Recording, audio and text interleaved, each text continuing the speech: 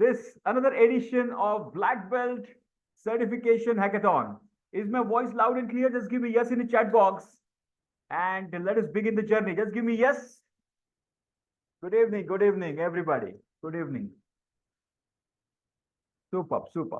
Very nice. So, uh, cool. So I think all set. So let me give you some background about why these hackathons are important.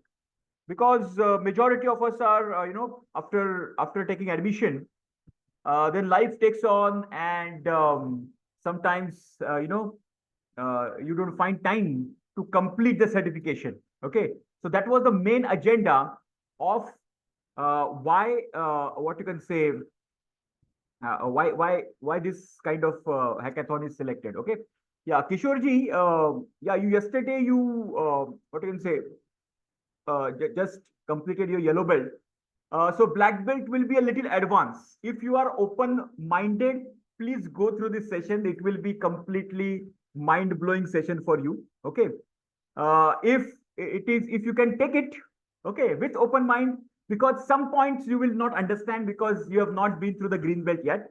So I would recommend you with open mind, please do and sit. You will definitely enjoy and learn a lot of new things. Okay. Fantastic. This is open for everybody. The people who are in green belt, just completed yellow belt, okay, or they have completed black belt, or some of them are already in the master black belt. Okay, so this is for all. The main objective is to, it's kind of a fast track revision of the black belt content, and then we just go for the examination on day 3 if you are confident, if you are completed. Okay, but the new people, you have to first complete green belt. After green belt only you are permitted to go for the black belt certification. Okay, chalo, let's begin with the what is the fundamental difference between green belt and the black belt. Anybody knows about this? What is the difference between green belt and the black belt? Chalo, let's start from there, and then we will yeah. So I believe hackathon is clear. Why hackathon is required? It's a gentle push for you guys to complete your certification. Okay. So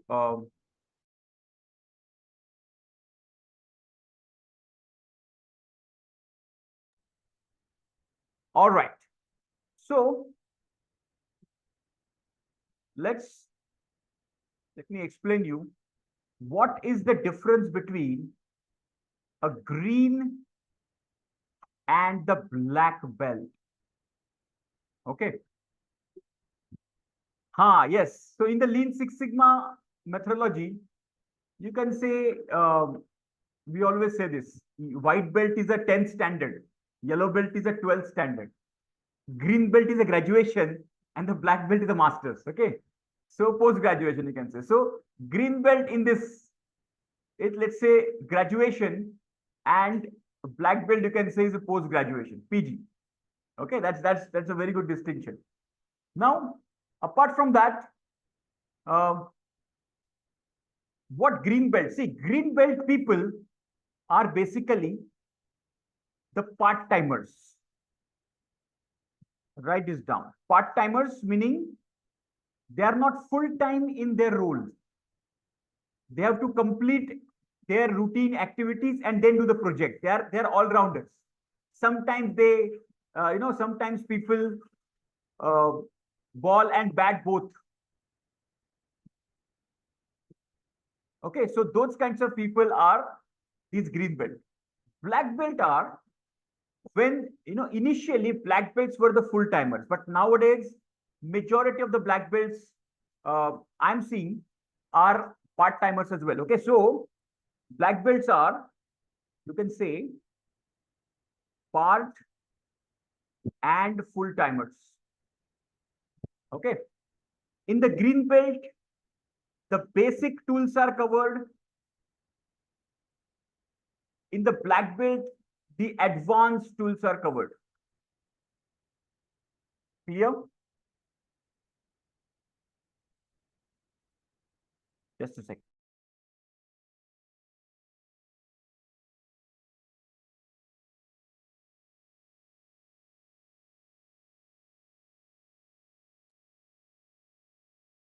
And this is also depending on initially, okay, initially, what you can say, before, see, this the same question was asked to Michael Harry as well. So there was no, what you can say, distinction as because there are so many complexity involved in every project, every industry, right? So defining this is a green belt and this is a black belt, as far as project is concerned, was always a difficult scenario. And Professor Michael Harry has given that leeway to to the people, the individuals who are certified. Okay. Now sometimes earlier, okay, any saving less than 1 million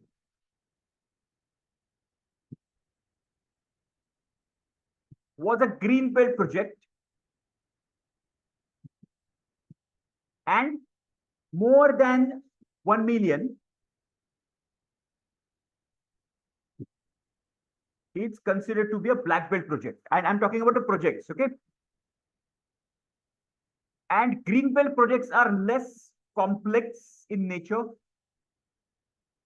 Black belt projects are a little more complex in nature.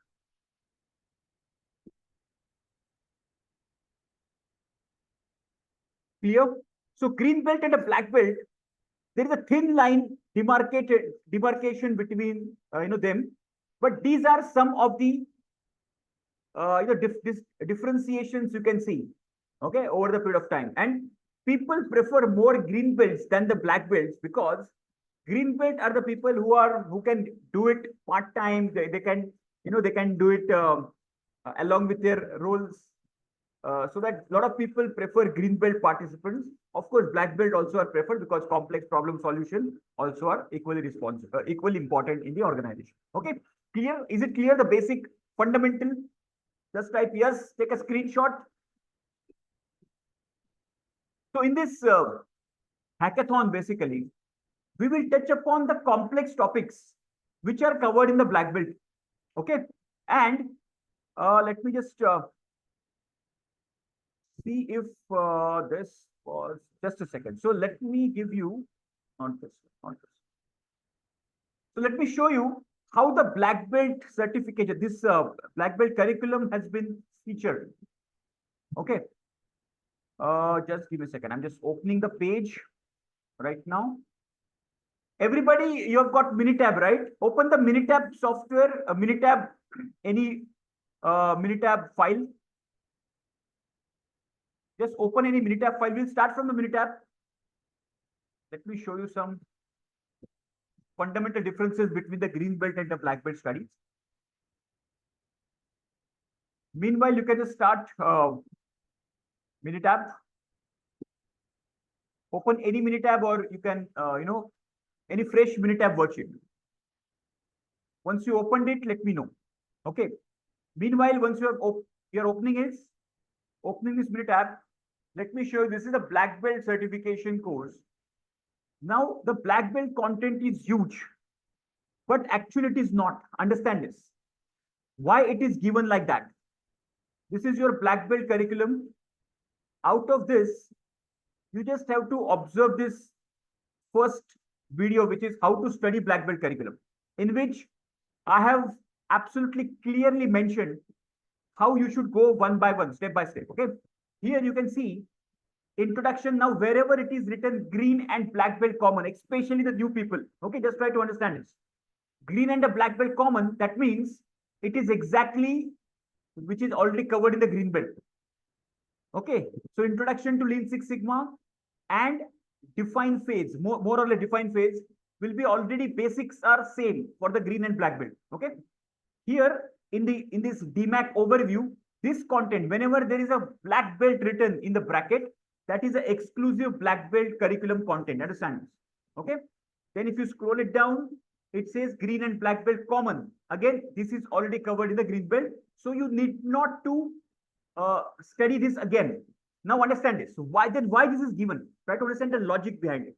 Okay, because some of you are taking a little bit of more gap between the green and the black belt. Understand this. Okay, some of the people are they're certified green belt for a very long time. They're practicing this and they want to upgrade. For those people, this this part has been placed over here so that these people can go through this, refresh their what you can say, whatever green belt curriculum they have done, and then they can go for black belt. That is the only reason these common topics are already kept in the black belt. Okay, when you scroll down, Minitab is as good as, the same thing is there in the green belt, where you can download Minitab. For the new people, Minitab download, this is the section where you can download the software called Minitab. Okay. Then in the measure phase, again, this is a common part of the measure phase. Okay, this is already covered in the measure phase, and this is measurement system analysis black belt. This is the exclusive part of the black belt. Okay. Then normality transformation black belt, process capability black belt. Again, analyze phase green belt and black belt common. So wherever there is a common thing, it is already covered in the green belt, and wherever there is a black belt specific, it is mentioned as black belt. Are you clear with this? Just type yes in the chat box. Clear hai? Super clear with this. So we are not going to cover the green belt topics in this hackathon. We are going to cover only black belt topics. Okay. Super, super, super. Chalo. Let me. Everybody open the Minitab file. Any file you can just open. Let me open as well a new file.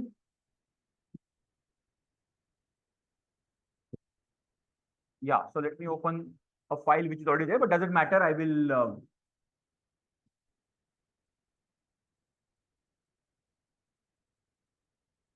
No, you can open your Minitab, and I want a completely plain file. So I don't want any. These files I will share later, but let's open the fresh Minitab file. Just type yes once you are done.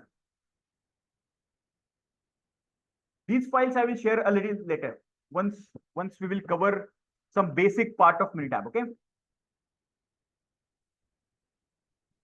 Open, just type done in the chat box once you've opened it. Okay, I'll just wait for some time.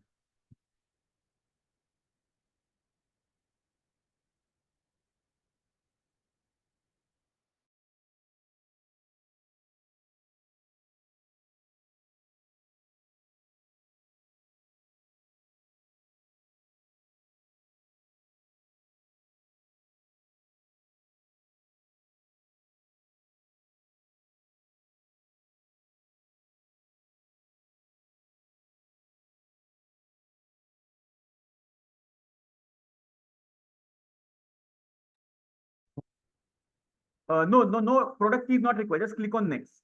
Just click on next. It will get installed. Okay. Done. Chalo. Just observe the people who don't have the Minitab right now in front of you. Just observe this. So what we will do, we will just generate the data. Okay. Go to calc, random data, normal. Everybody just observe this. Calc random data normal.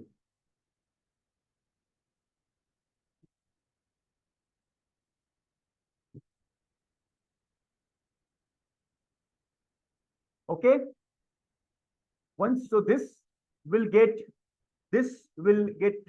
box will populate here. Number of rows to be generated. What you can see here is, let's say 5 data, only 5 rows I want, 5 data points. And I will store that in the column C12, because up to C11, I have got the data already filled, right? So I will go for C12. Then in the mean, just put 50, and in the standard deviation, just put 10. Everybody just follow with me. 5 in the number of rows.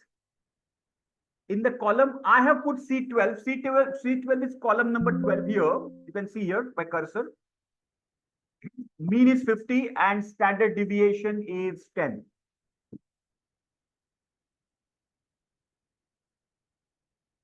Kishorji, are you done with this? Just give me yes in the chat box. Put a charging. Okay, very good. Super, super. Okay, and just say okay. So there are some data points got generated. Everybody got this? So you can see here in C12, there are 5 data points got generated. Just give me yes in the chat box if you've got this. If it is a plain worksheet, you can select C1, column number 1. Because there is some data over here, that's why I have selected column number C12. Okay, done everybody? Fantastic. So let's make a histogram of this. Select graph, go to histogram, select with feet, and say okay. Now the new people, because these people are a little advanced, so I'm just going a little faster. Go to graph, histogram, with fit, say okay, and select C12, column C12, and say okay.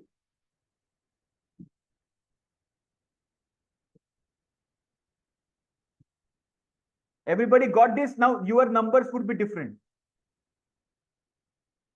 Yeah, Poonam, take care of it. Please go ahead, settle down, and then join. Okay, you will get the recording of it. If it is something very urgent, more emergency, then please take care of that. That is more important. Okay, please take care. Bye. Yes, so everybody got this?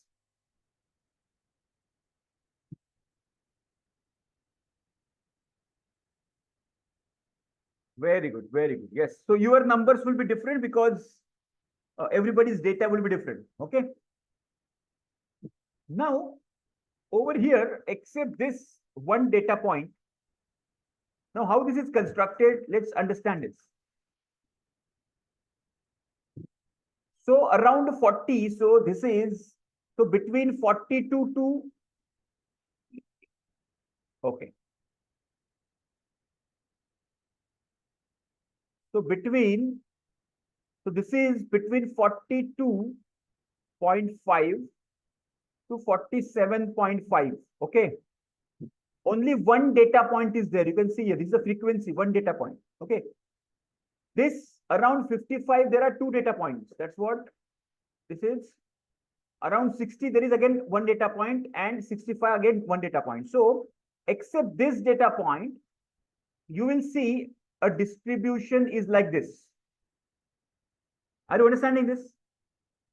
You may not say this is a perfect normal distribution as such. Okay. Now what we will do, this is not perfect normal distribution. Now we will increase the sample size. It will increase the sample size. Okay. Again, we will go back to calc, random data generation, normal. Just click the same procedure. Now instead of 5, I will say 50, 50. I will take 50 data points and I will store this data point in the 13th column because this is the next column for me. And I will say okay. So I have 50 data points selected over here.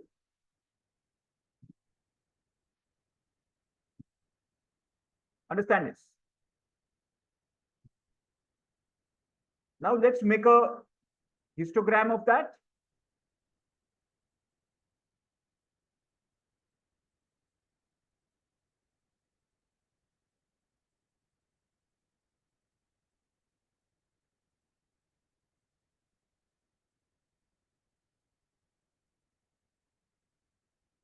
Still, it is not perfect normal distribution.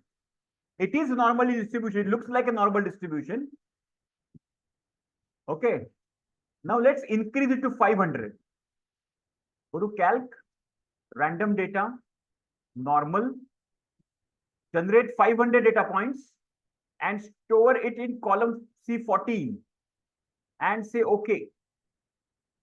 So there are 500 data points got generated in this column called C14.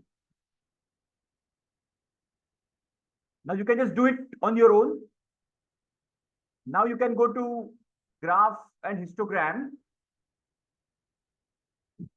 Instead of C13, select C14 and say okay. Wow. Now let me just put all these three diagrams just near to each other. And then we will see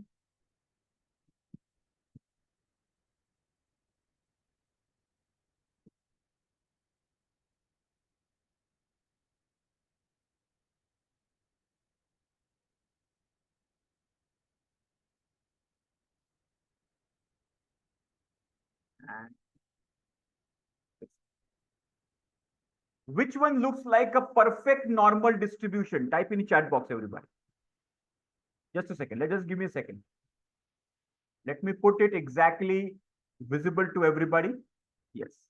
Which one is looking like a perfect normal distribution? Yes, column C14, which is the third diagram, right? So what is the conclusion? As the number of data point increases, the data starts to take the perfect normal distribution. And this property is called central limit theorem. This property of the data is called central limit theorem. As you increase the size of the data, it naturally starts taking normal distribution property. Are you understanding? And this is a very important property for us. It means whenever we come across some non-normal data, the first thing what we need to do is to increase the sample size of the data. Are you understanding? Just type yes in the chat box if you have understood this. Central limit theorem is understood. Just type yes in the chat box. Yes, super clear, hai?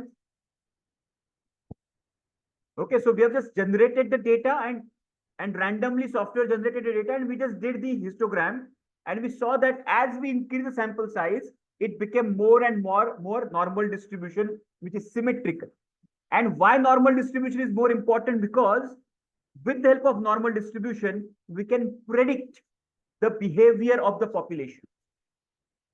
We can predict the behavior of the population. Okay. Very good. Very good. Super. Clear hai? So let me just cool. So apart from that, yeah. So let me continue with that diagram itself.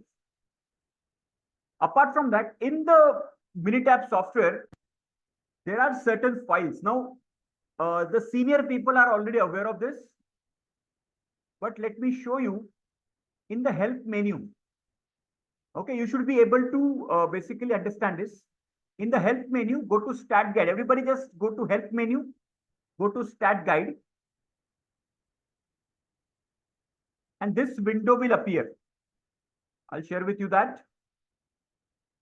If you go to help menu, click on the stat guide, this window will appear. And if you really want to learn a lot of statistics, Six Sigma in detail, this is a gold mine for you.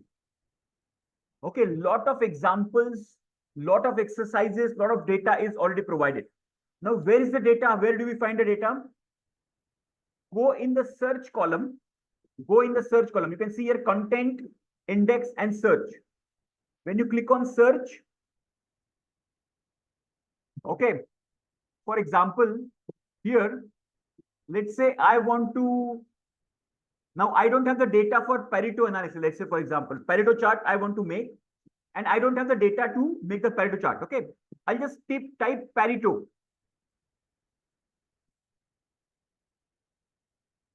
Pareto chart. Okay, so the moment I type Pareto chart, there are a lot of search options have emerged. Now the second one, I can see Pareto chart. Okay, if I double click on that, you can see on the right hand side, what is Pareto chart, what is there in the x-axis, what is there on the y-axis, how it is basically constructed, everything is there. And the best part is that there is something called example output, and there is a tab called data. Okay, just see my cursor over here on the right hand side. There is something called data. If you click on the data, it opens up a window. Which says a clothing manufacturer track the number of type of defects in a line of clothing. Okay, so there is a clothing manufacturing company and they want to track the defects, and that file, the data file is named clothing defect.mtw. MTW stands for Minitab worksheet. Okay, so whichever tool you want to study, go to help menu, go to stat guide, just write this down, help stat guide, search, and in search put that topic, histogram, Pareto chart, box plot, hypothesis testing, one sample t-test, two sample, whatever you want to search, such that it will appear, and along with the example there will be a sample data folder. Sample data file will be available. If you don't have the data, you can use it. Okay, now where do you find this? Are you clear till now? Just type yes in the chat box. Are you clear? Yeah, Rahul ji, how to download Minitab? I just mentioned a little earlier. I'll just show you quickly. Because I just explained this a little while ago. I think you just joined a little late. I'll just quickly explain you. In the green belt curriculum or the black belt curriculum, after defined phase, there is something called Meet Minitab. Okay, Meet Minitab. In the Meet Minitab, there is something called Minitab download. Just click on start, and there will be a folder like this. There is a video given in the green belt. There is a video given how to download it. Okay, and below that video there will be a folder of this. Okay, just click on that folder. It will get downloaded, and then just have to follow the installation procedure. Okay, and there is a password. It will ask a password in between. Don't put anything. Just click on next. It will get installed completely. Clear? Rahulji, are you clear? Just give me yes in the chat box so that. Okay. Yeah, you can just, it will take a couple of minutes time, not more than that. Okay. Super. Coming back to the Minitab file. Yes. Okay.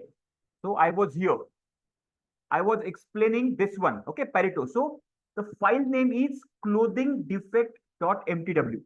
Clothingdefect.mtw. Okay. Now just go back to the Minitab software data once again. The fresh Minitab software data, which in this case, we have already, what you can say, made this histogram, etc. Okay. Now here you have to click. Now observe this. In this Minitab software, these three tabs are very, very important. These three tabs. Okay. These three tabs. This one is the graph tab, where all the graphs you can click on this tab, all the graphs you can identify. The center one is called the data. Okay, or the worksheet, data worksheet. You can find out over there. And this one is sessions window. It is called sessions window. In the sessions window, you can find out all the statistical analysis being done. Clear? So graph, data worksheet, and the sessions window. So over here, just click on this data worksheet folder. You will come to the data factor. Okay. Can we just do that quickly? Click on this data. So you will come to the data where the data is stored. Okay. Now we want to find out that that file, correct? So go to file and click on open worksheet. Look at this. Go to file and click on open worksheet. Okay. Now this window will appear. Now below here, you can see look in Minitab sample data folder. Everybody, can you just see my cursor at the bottom here? Look in Minitab sample data folder. So just click over there. Once you just single click on that, all the Minitab default folders will get visible. Clear? So you have lot of data, guys. If you scroll it down, you can see huge data over there. And you can use it for basic statistics to advanced statistics. Lot of files are there for your exercises. Are you understanding? And in our LMS system, lot of files we have also given, and you also have this. Plus, whatever data you have in your own process, that also you can use. So you will never struggle for the data. Okay. Now, what was the name of the file? If you see clothing defect, remember that? So when you type clothing, this name will appear. Click on that clothing defect and click on open. And this file will open like this. Are you understanding? Then you can analyze it. And this way you can generate lot of data. Are you clear? Just type yes in the chat box. Clear hand? So go to help stat guide. You have to search which tool you want to learn. Let's say you want to learn histogram, you want to learn Pareto, you want to learn X bar R control chart. Just type that in the search option. It will give you some explanation of that. It will give you example. It will give you the data folder. Now just read the data file. Come here, come to file, open worksheet. In the open worksheet, just click on this look in Minitab sample data folder and just sample click on that. This data will appear, and then you can just whatever name of the file, just type over here, just to search it and click on open. That file will get open. Okay, super clear. Very nice. Chalo. So this is the basics which a black belt should know. How to generate data from, what is central limit theorem. Okay, you can open any Excel file also from this. Okay, you can click on file, open worksheet. Okay, and if you have any Excel file you want to open directly in the Minitab, instead of Minitab file, you can select Excel file over here. Okay, so Excel, Excel over here, Minitab, Excel, text file, data file, all files. So you just select Excel, and whichever Excel file is there in your, on your laptop, on your computer, you can select that file and click on open. It will open in the Minitab folder. Okay, clear here? And this is, you can simple copy and paste as well. Data you can copy and paste, just similarly what we do in Excel files. Copy paste also you can do. Okay. Chalo. So let me just close this to save this. Very good. Okay, till now clear? Yeah, Rahulji, you have done Minitab software downloading. Very nice. Okay. Now see, there are a few new people in the room right now. This is for the black belt people who have gone through green belt certification, who have gone through the black belt, what I can say, content as well. And now they are revising this and they are going to go for the examination, day after tomorrow. Okay. If you're very new, just sit with the open mind. You're going to learn a lot of new things. Okay. Which will anyways, you're going to do it in the black belt section. Okay. Right. So if you're new and you're not able to find something, you find it difficult, it's okay. Keep it, keep it very cool and just observe it as your study progresses. It will connect all the dots. Okay. Chalo. So let me just, I'll cover the gauge R and R, gauge repeatability and reproducibility. Okay. Now, what is gauge repeatability and reproducibility? Let me just quickly touch upon a little bit of theory behind it. And then we will directly jump into the what you can say, the Minitab exercises of that, right? See, in the black belt, we do a lot of Minitab exercises so that you will get confidence about it. Okay. So let me just quickly wipe this off and What is, yes, MSA, measurement system analysis. Now, this is very, very important. Fundamentals should be very, very clear. See, before you learn what is the tool,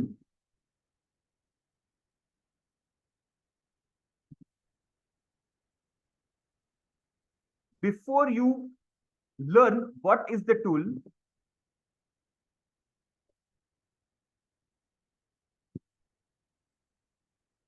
understand why that tool is important. Write this down. Very, very important. This is a deep, very simple, but very deep analogy here. A lot of people now learn a lot of tools. Okay, time series plot, box plot, hypothesis testing, regression, DOE, okay, project charter, and a lot of tools they understand, but they don't know why this tool is important and what is the importance of the tool at that point in time, in which phase. Here, so before what is the tool, understand why that tool is existing. What is the objective? That is very, very important. Okay. Now, why this is very, very important for us to understand is, whenever, see, in Lean Six Sigma generally, especially with Six Sigma, we reduce variation. We reduce what? Variation. And variation comes with majorly two areas. One is called process variation,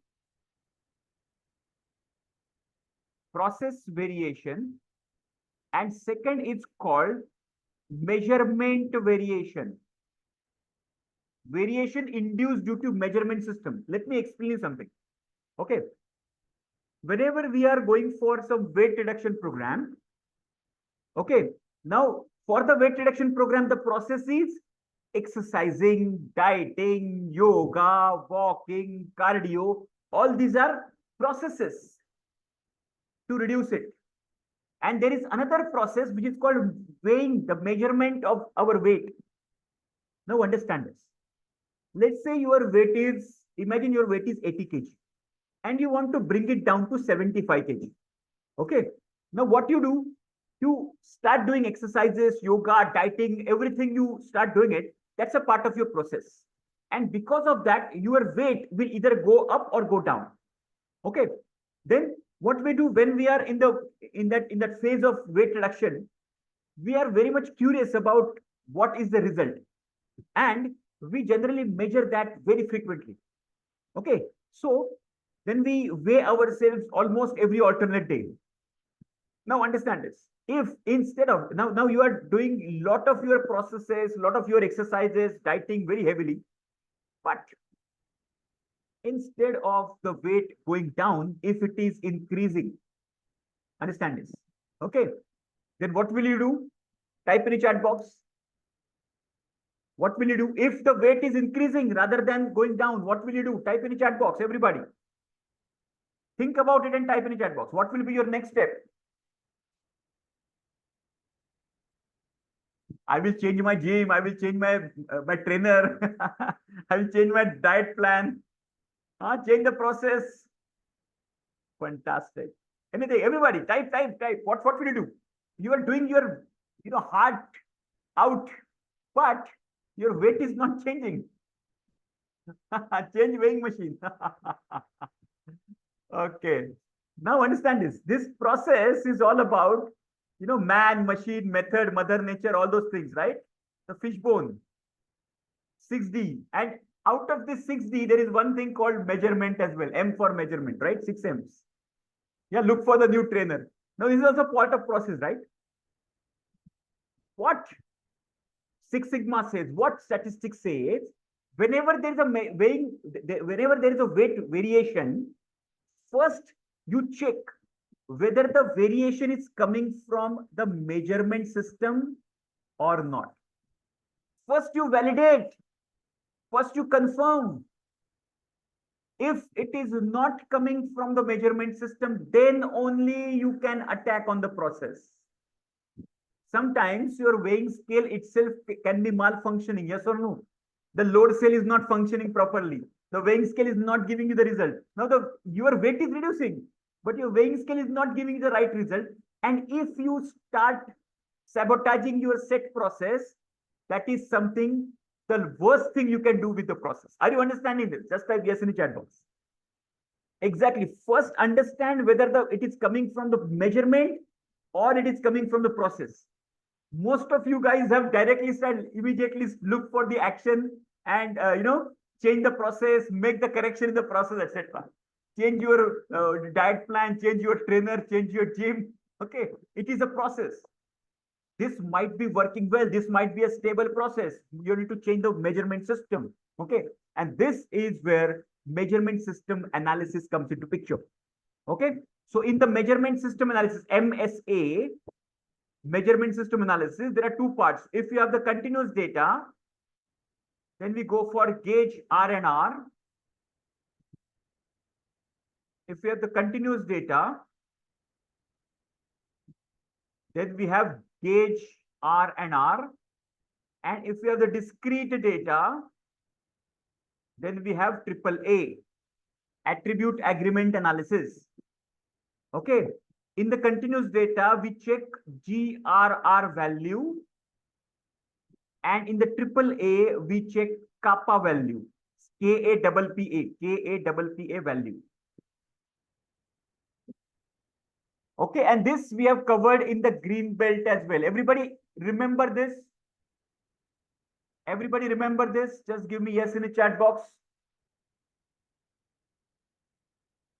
Yes, green belt में ही cover किया है ये. What is GRR? What is AAA? Okay, but in the green belt, we haven't covered the Minitab part of it, right? So in the black belt level, we are practically understanding the Minitab part of it. Clear? Yes? Very good. Chalo, so let me share with you, or you can open. First of all, we will create a GR. First we'll do GRR, then we'll do AAA. Okay. So open any fresh Minitab file. Open any fresh Minitab file.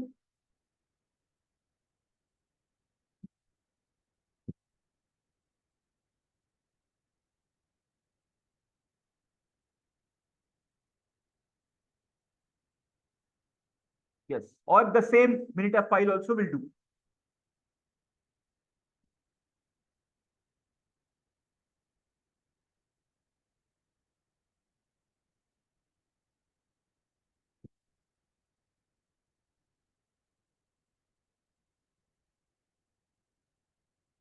Okay, open any fresh Minitab file. Once you've opened it, let me know in the chat box that you are ready with that.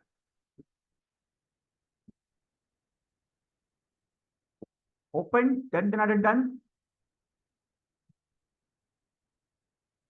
No, we will do, let's open, first we'll do GRR, then we will do AAA.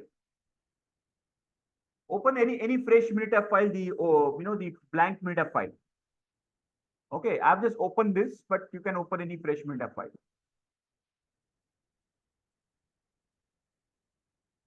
Very good, very good. Super. Now, first we will create a gauge R&R worksheet. We will create a complete worksheet, how to create it, okay? Now, how many of you remember repeatability? What is repeatability and what is reproducibility? How many of you remember from the green belt? This is the green belt stuff. What is repeatability? Type in the chat box. What is repeatability?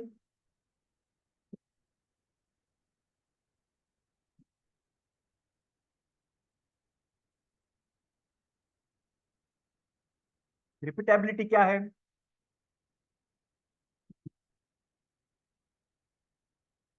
Yeah, gauge R&R should be less than 10. That's the overall thing. What is repeatability? A specific repeatability. Yes, same sample, same person, same measurement. Okay, let's say for example, this is a pen. This is a pen. I want to check the diameter of the pen. I will take a vernier caliper or a screw gauge. I will check the diameter of the pen. Okay, and I will do it 3 times. Same pen, same sample, same gauge, gauge is the vernier caliper, and I will take the 3 readings.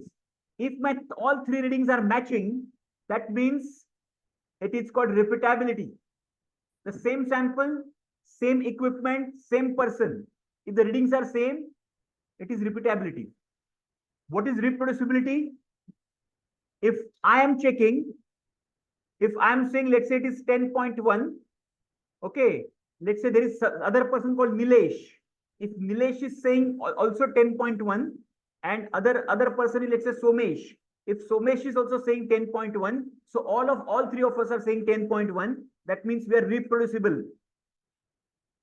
Correct? Repeatability, the same equipment, same sample, the same person, that is called repeatability. Reproducibility is same equipment, same sample, but different person. It's called reproducibility. Clear? And how do you remember this? Reproducibility meaning, I gave you one analogy of that. To reproduce, we want two people, two people, right? At least one person cannot reproduce. Yes or no? Right? So you can imagine reproducibility requires multiple people, 2 people, okay, or more than. So repeatability is for the single person, reproducibility is for multiple people. That way you can remember this. Clear, everybody? Just type yes in the chat box. Clear, hand? Super clear? Just give me yes. You can so that you will not get confused. What is repeatability? What is reproducibility, etc. Okay. Now, because the basics are already covered in the green belt, I'm not touching again. I will directly go to the practical part of it. Go to stat. Now we will create. First, we will create the data collection worksheet. Okay, we'll create a data collection worksheet. Okay. Now go to stat, quality tools, gauge study. And in the gauge study,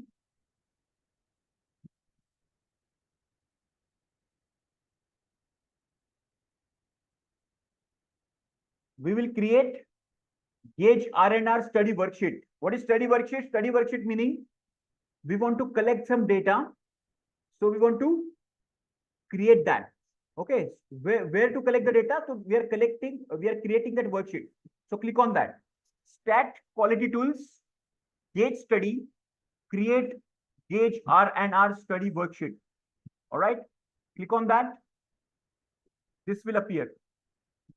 So here number of parts as per the AIAG guidelines. Let me write this down. As per the AIAG, what is AIAG stand for? AIAG stands for Automotive Industry Action Group. It is a group of automotive OEMs, the big companies together, and they have standardized certain norms. And that is basically published after certain time frames. Okay. So according to their guidelines, for GRR, we should have minimum 3 people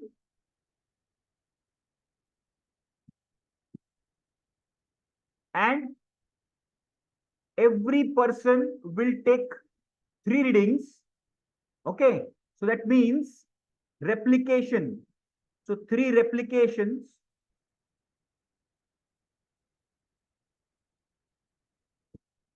into 10 samples. There will be 10 samples you have to take. So 3 into 3, 9. 9 into 10 is equal to 90. So total 90 data points we will get. 3 people will be there, 3 appraisals will be there, and every appraisal will take. So let's say that I will take 10 pens like this. Whatever you want to measure, right? So I will take 10 pens like this, and from the 10 pens, so there are 10 samples. So every pen, every person will check 3 times, 3 replicates. Okay, yes, replicates or the trials. Okay, and 3 people will be there. So 3 into 3 into 10 is equal to 90. Clear? So how do we basically select this? So number of parts is number of samples. So here we will put 10. Number of operators is 3. So you can just reduce or increase over here. Okay. You can see here. I'm just increasing or decreasing. If you click, all right. And then if the parts have some names, you can put some names over here, the name of the part. But as of now, we will keep 1 to 10. Then operator name, you can put. So let's say operator 1 is Mahesh. Operator 2 is Suresh. And operator 3 is, let's say, Jayesh. Okay, so I've given the 3 names and number of replicates are 3. Everybody, number of parts are the number of samples. How many samples are there? Okay, so minimum, let's say 10. 3 operators. You can put the name of the operators and then the part name. Okay. So as of now, understand this. If you click on option, there is an option which says randomize runs within operator. Ideally, this should be selected. Okay, this should be selected. Okay, but for our simplicity, for our understanding, we will just uncheck this. We will just uncheck this. Do not randomize, or we will say do not randomize as of now. Okay, and say okay, and say okay. And you can see here, there is this, what you can say, has been created. Can you see here? Part number 1, first Mahesh will check, and here it will be, you can say, reading. Now you have to give first part to Mahesh. Mahesh will say 10.1. Suresh will say 10.2. And Jayesh will say 10.0. Like that. Again, the second part will be given to Mahesh. Mahesh will say 10.3. Again, Suresh will say 10.3. Again, 10.3. Like that. So you have to complete this entire 90 data points. Are you clear with this? Just type yes in the chat box. Are you clear? Just give me yes in the chat box. Super clear with this? Any doubt?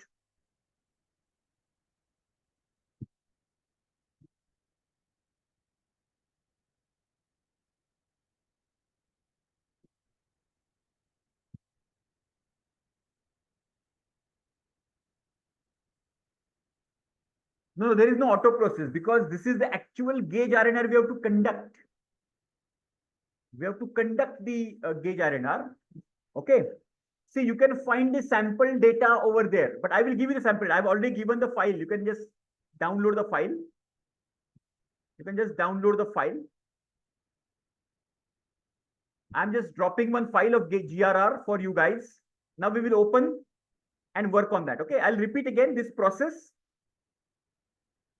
I'll repeat this process once again. What we have done, we went to stat. We went to quality tools, gauge study, and create study worksheet. Okay. We clicked on that. We selected number of parts 10. We selected number of operators 3. And we gave number of name of the operators, Mahesh, Jayesh, and Suresh. Okay. And then, yeah, number of replicates 3. Replicates is the repetition. Okay. Trials, basically. See, these are only 3 main areas. Number of operators 10, number of operators 3, number of samples 10, and number of replicates 3. So 10 into 3 into 3 is 90. Okay. And when we say okay, then this file will get generated. And then we have to actually perform the gauge study. So we have to give the first sample to Mahesh, let him measure it, then go to Suresh, then go to Jayesh. Okay, then again second sample, go to, give it to Mahesh, etc. Okay, so you have to repeat it again and again. Clear? And then we have to analyze it. Now I have just given you one sample over here. Let's open that file and we will start analyzing that file. Okay. So this file looks like this. Everybody with me? Have you opened this file? I have given you in the chat. The name of the file is GRR example. Dot. Done. Yeah, in the chat section, in the chat box, you will see a file being.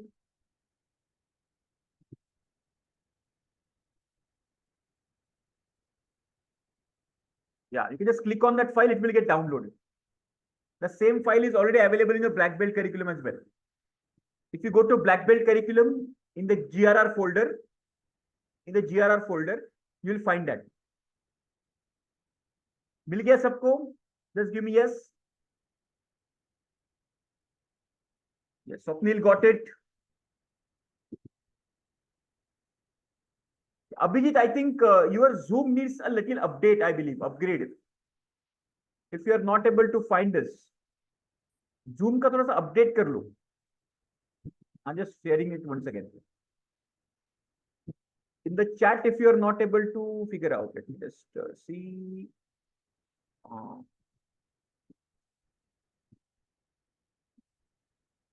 Okay, if you're not able to do it, just you can go to the black belt curriculum. In the black belt, in the GRR, there is a file of this.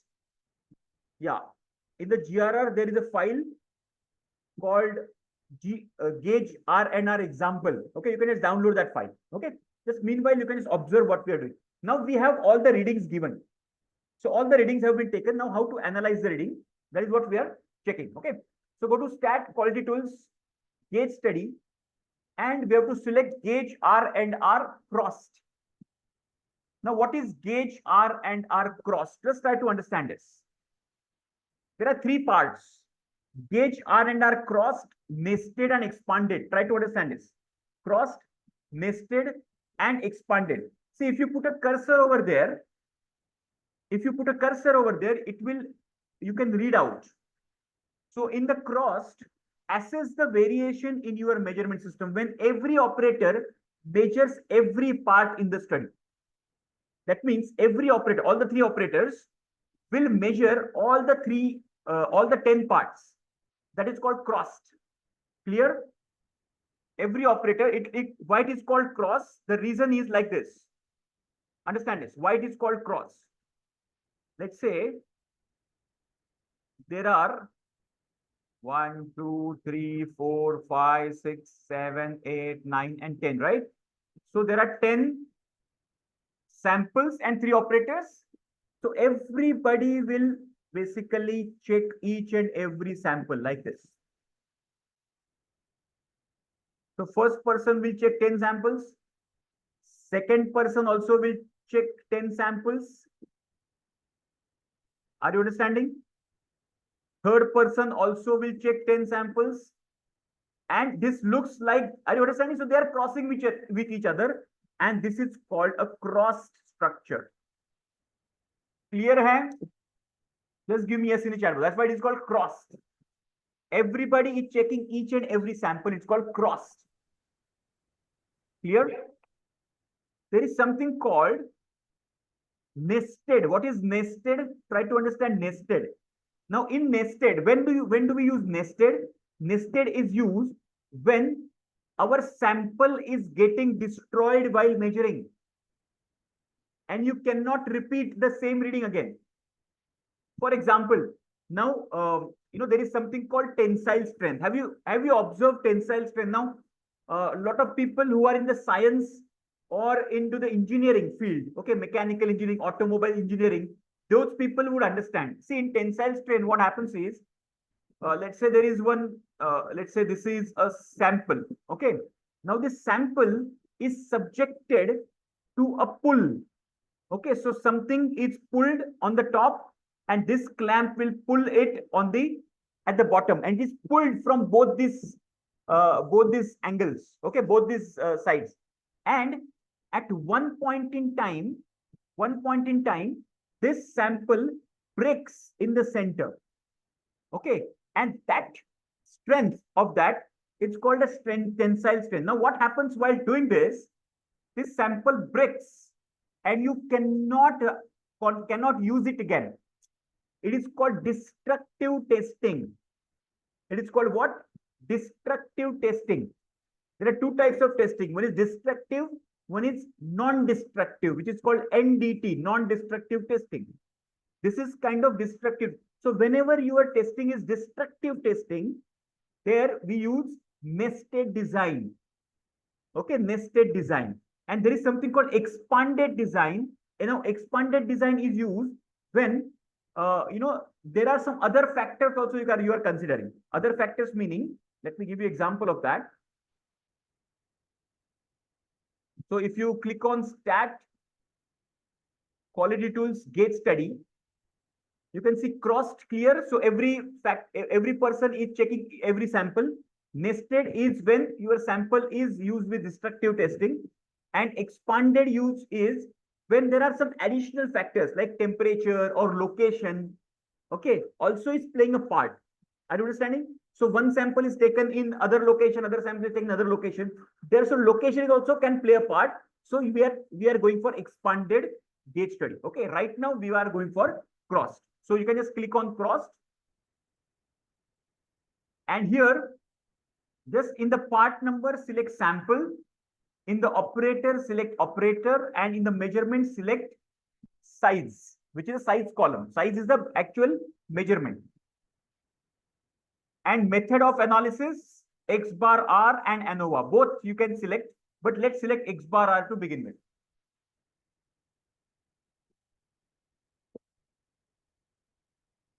Everybody with me till now, just type yes in the chat box.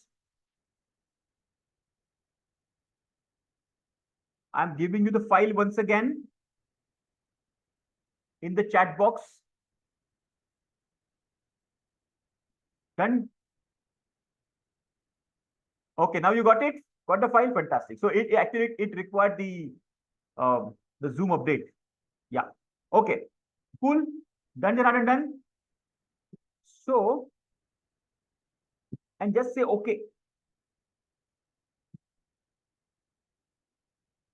So let me quickly touch upon these graphs. Then we will go to the sessions folder and identify what is the GRR score.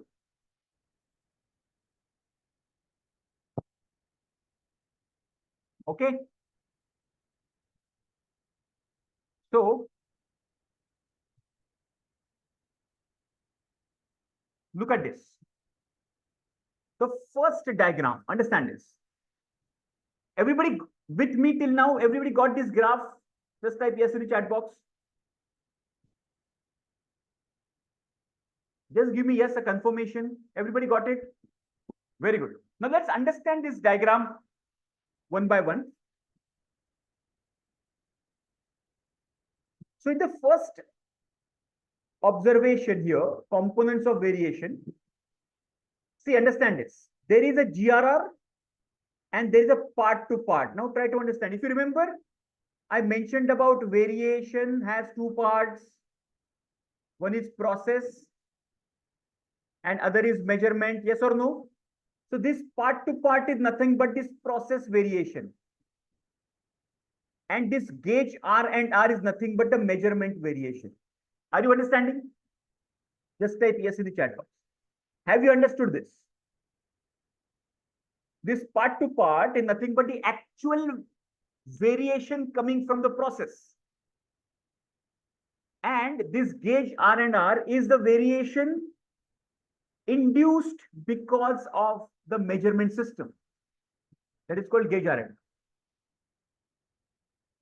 Yes. Now, what is expected? Expected is part to part variation should always be greater than the gauge R and R. Okay, so this should be low. Okay, and part to part should be the the skyscrapers, you can say. Okay, and gauge R and R should be what you can say, small chawls and 1+1 kind of bungalows and buildings. And these are 50 story and 70 story buildings like this. If you are seeing this pattern, that means your gauge, it is the first confirmation that your gauge is doing well. If this is other way around, then that means your gauge variation is very high. Are you understanding? Is it clear? Just type yes in the chat box. Clear hai? Give me yes. Okay. Now coming back to this. This is called X bar and R chart. Okay.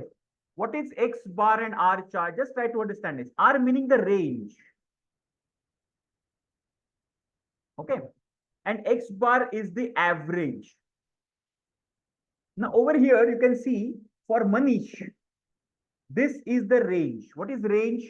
The maximum minus minimum is called the range. Now what is this? Try to understand this.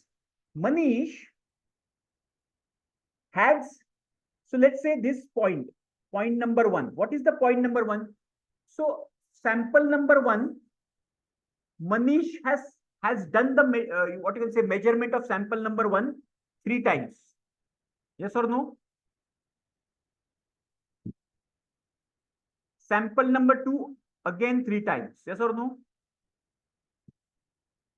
Sample number 3 again 3 times. Yes or no?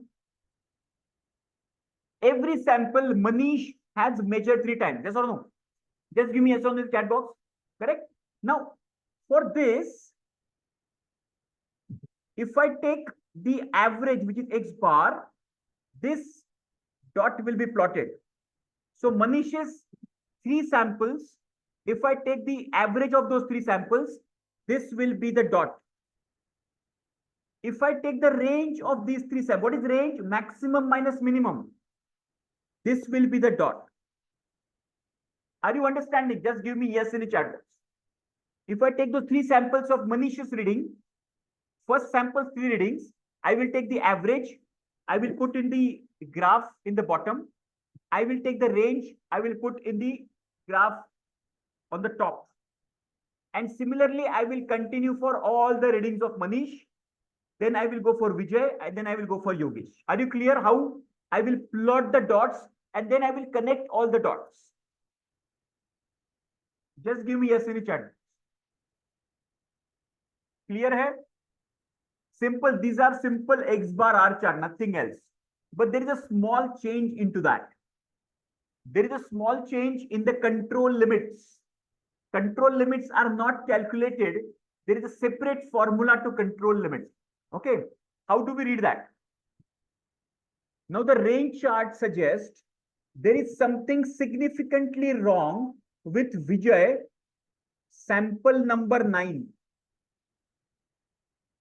The range has gone very high. So there is something wrong with sample number 9 with Vijay. It is one observation as far as this chart is concerned. Okay. Apart from that, everything else is within the control limit as far as the range chart is concerned. What about the average chart, the X bar chart? Now, X bar chart is a little different. Try to understand it. This is a little tricky. The control limits are not X bar plus 3 and minus 3 standard deviation.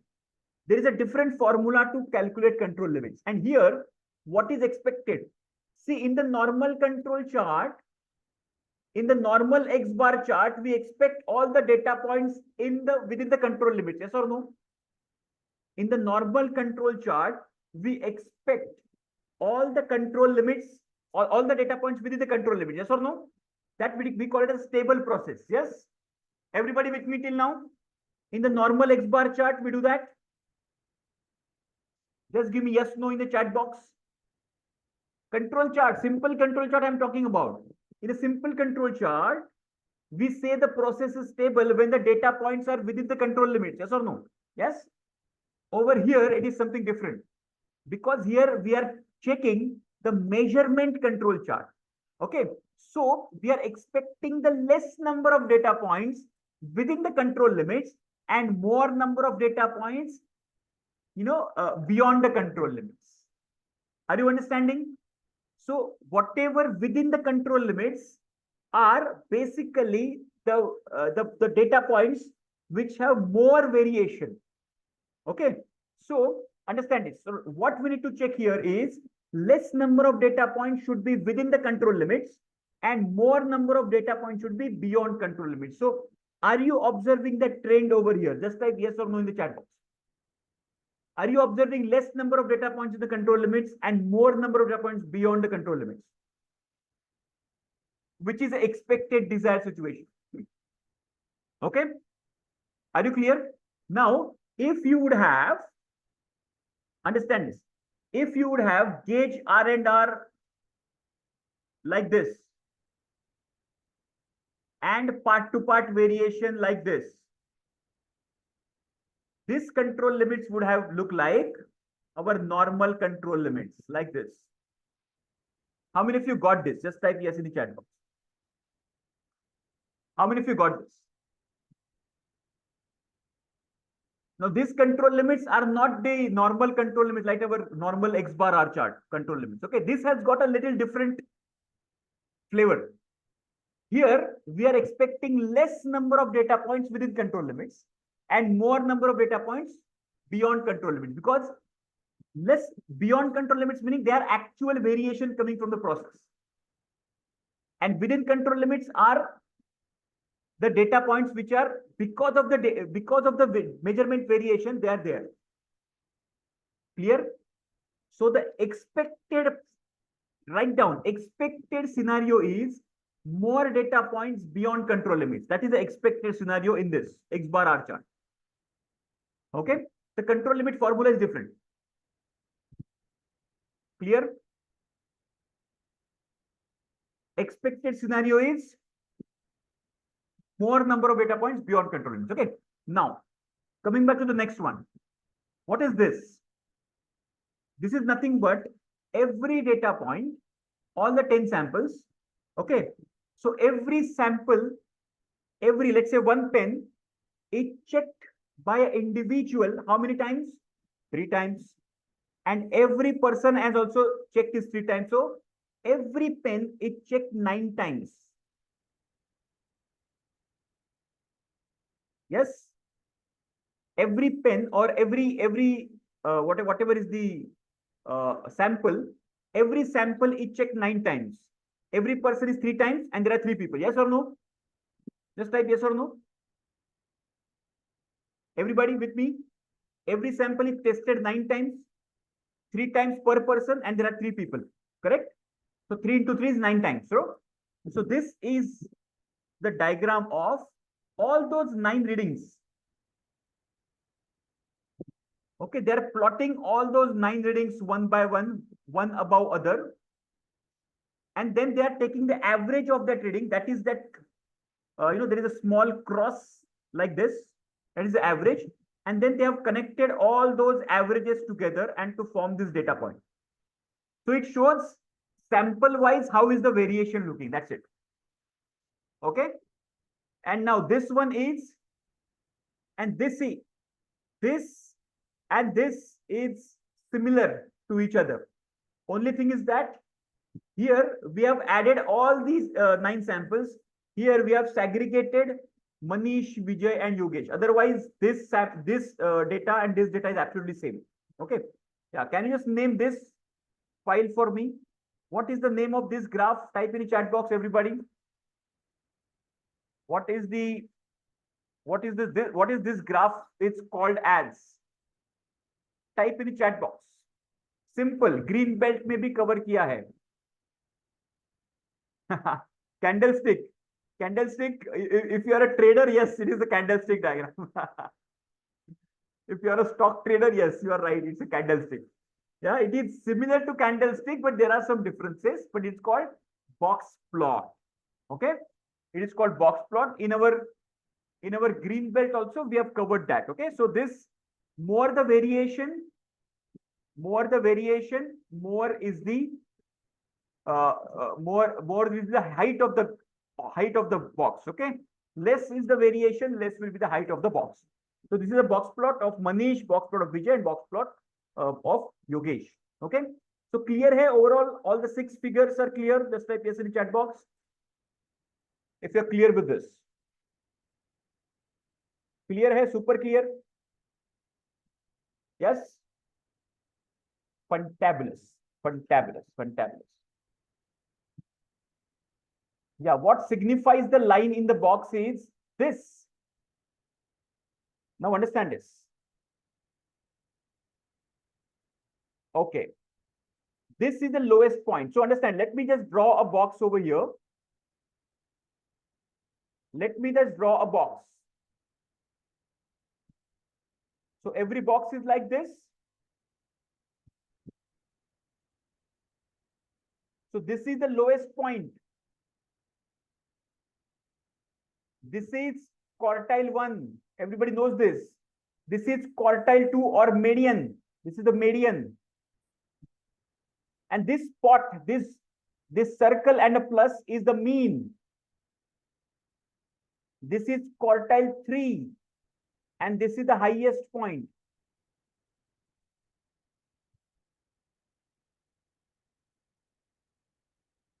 No, width does not have any meaning. It's only the height. The height basically is the measurement. Okay. If the more the height, more is the variation. Okay. Clear hai? Just take a screenshot of this.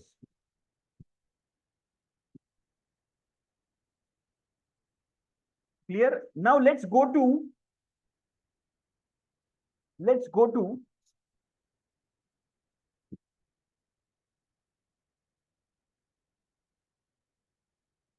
sessions folder. Where is sessions folder? You can see here. The 3 windows I mentioned earlier.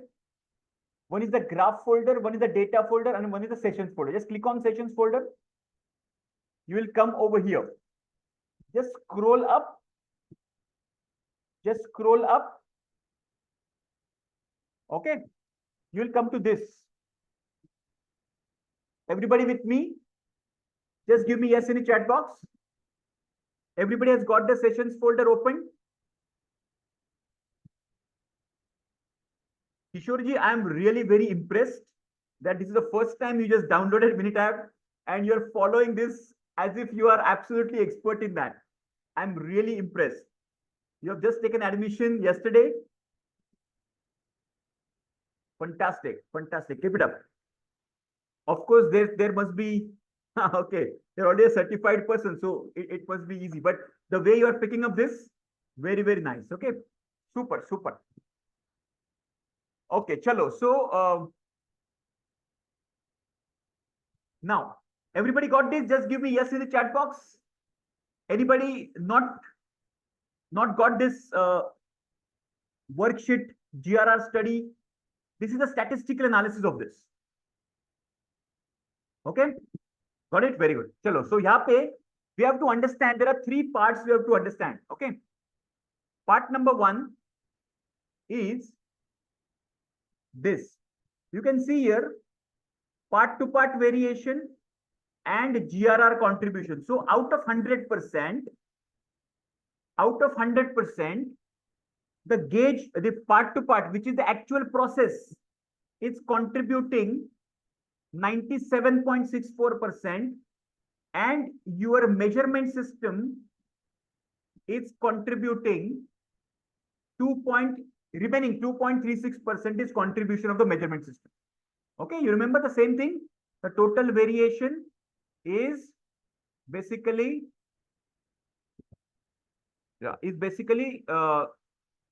divided into a process, which is the and then the measurement system, right? So this is where measurement system is 2.36% contribution, and then the part to part variation is 97.64.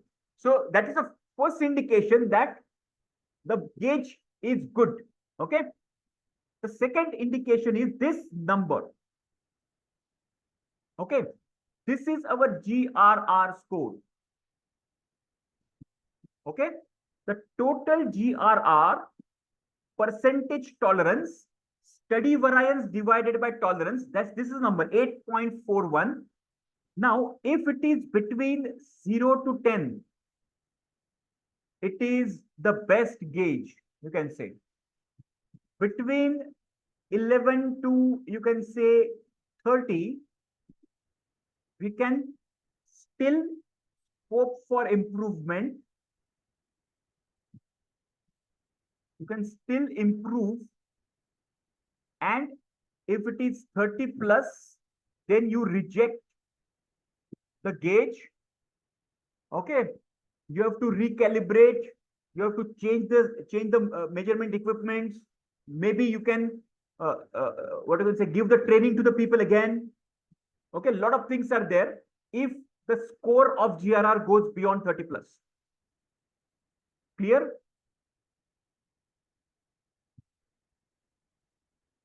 Just type yes in the chat box. Yeah, if the score goes beyond 30 plus, then we can directly go to the cause and effect analysis.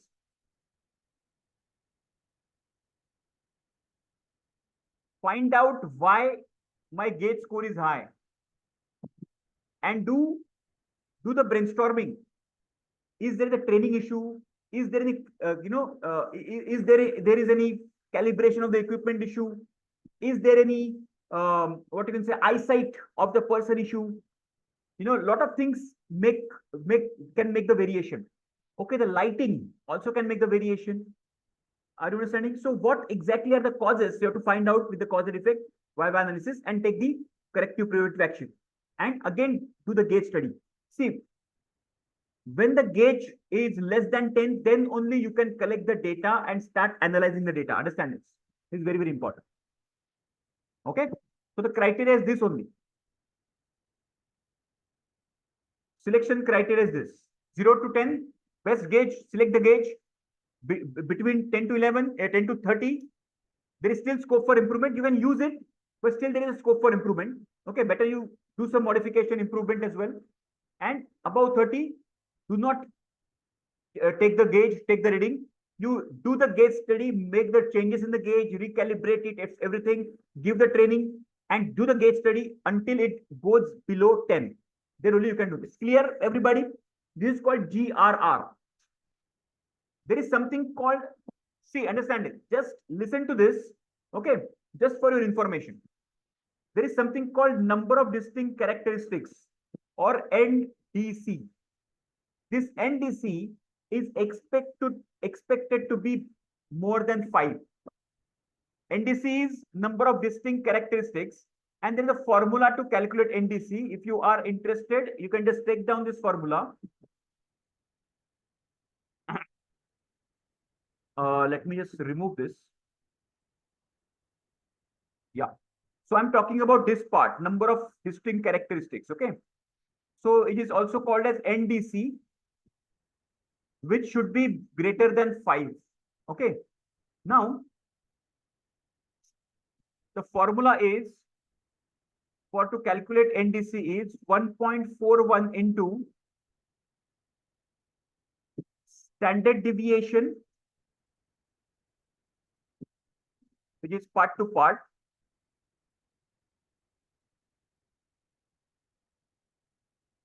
divided by standard deviation total.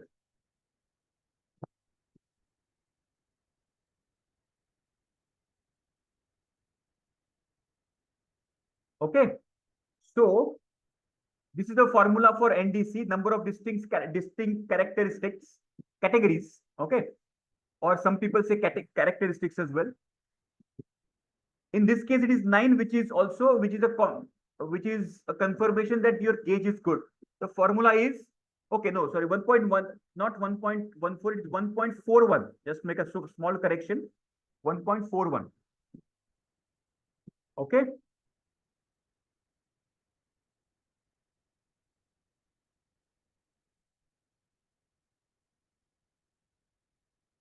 So this is a formula just for your simple, what you can say, understanding. Okay. Now, this NDC, for a simple, for the simplicity, you can say some gauge. If you have, let's say, 3 categories: low, let's say low and high. Okay. In that case, NDC is 2.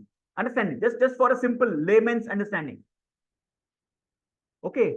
If low and high, these are the only 2 readings you can take with your gauge. That means your NDC, number of distinct categories, are 2. Instead of that, if you're taking low, medium, and high, number of distinct characteristics categories are three: low, medium, and high. That is called three. If there is something called extremely low, low, medium, high, and extremely high, that is where number of distinct categories are five. NDC is five. Are you understanding? That way you can calculate NDC as well. And there is this formula, which is statistically you can calculate what is the number of distinct categories. And more the number of categories, it is a good measurement scale. Are you clear? More the categories, it's a good scale. Are you clear with this? Just type yes in the chat box. Super clear? It is called NDC. So NDC को भी देखना है in the gauge study. Yeah. Very good. Very good. Chalo. So what we'll do is, so GRR is clear. Is GRR clear? Just type yes, no in the chat box.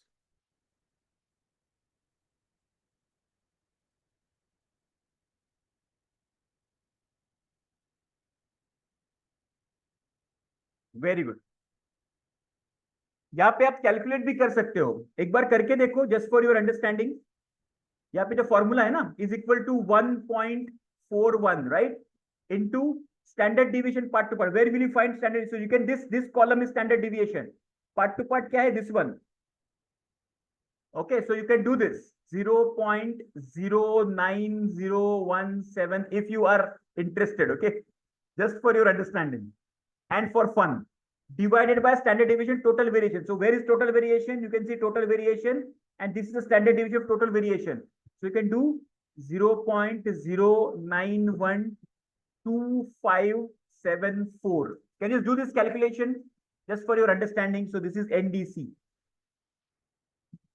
So it will not be exactly 9, but that will be approximately, and the nearest value you can take. Can you just calculate this just for your understanding? But the basic logic of NDC is clear, right? How many number of distinct categories you have in your scale? More the distinct categories, better is your scale. Lesser the distinct categories, poor is your scale. Okay. What is the value? Just pull out your calci or on Excel sheet, you can do it.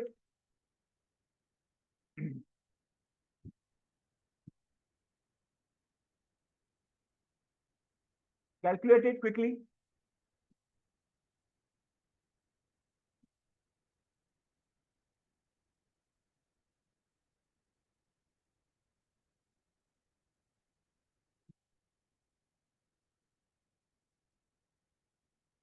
किसको मिला है answer?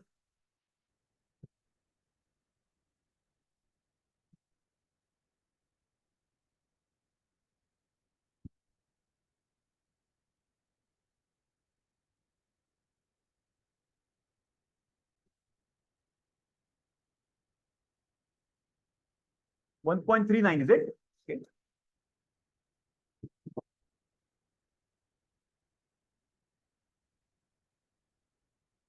कुछ तो formula में गड़बड़ है.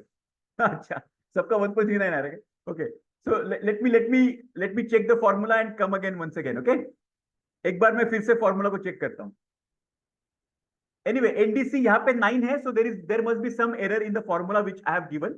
Okay, I will correct the formula. We will do it again. ठीक है. But यहाँ पे NDC के फॉर्मूला को छोड़ के everything is clear till now. Just give me yes in the chat box. Everything is clear. NDC should be more than 5. Poonam, now emergency is taken care of. Everything is fine at your end. Okay, good, very good, very good. Chalo. Okay, so I'll correct that. I will check that what is wrong in that. Till now, let's go to AAA. Okay, attribute agreement analysis. Attribute agreement analysis. Okay. What is attribute agreement analysis? Whenever we have the discrete data. Now in the in our service sector, let's say there is a file, a loan file is there, and there are 3 approvals. Okay, 3 people, they are approving this. Okay, one person is saying this is approved, the file is approved. Other person is saying the file is not approved. The third person is saying the file is approved. So everybody has their own way of finding out. Okay, so is there any measurement system variation? That is something we call it as in the AAA, attribute agreement analysis. Okay, so what we'll do before we go to attribute agreement analysis, we'll just take a 10 minutes break. Okay, then we will continue attribute agreement analysis. Then we'll touch upon some transformation strategies.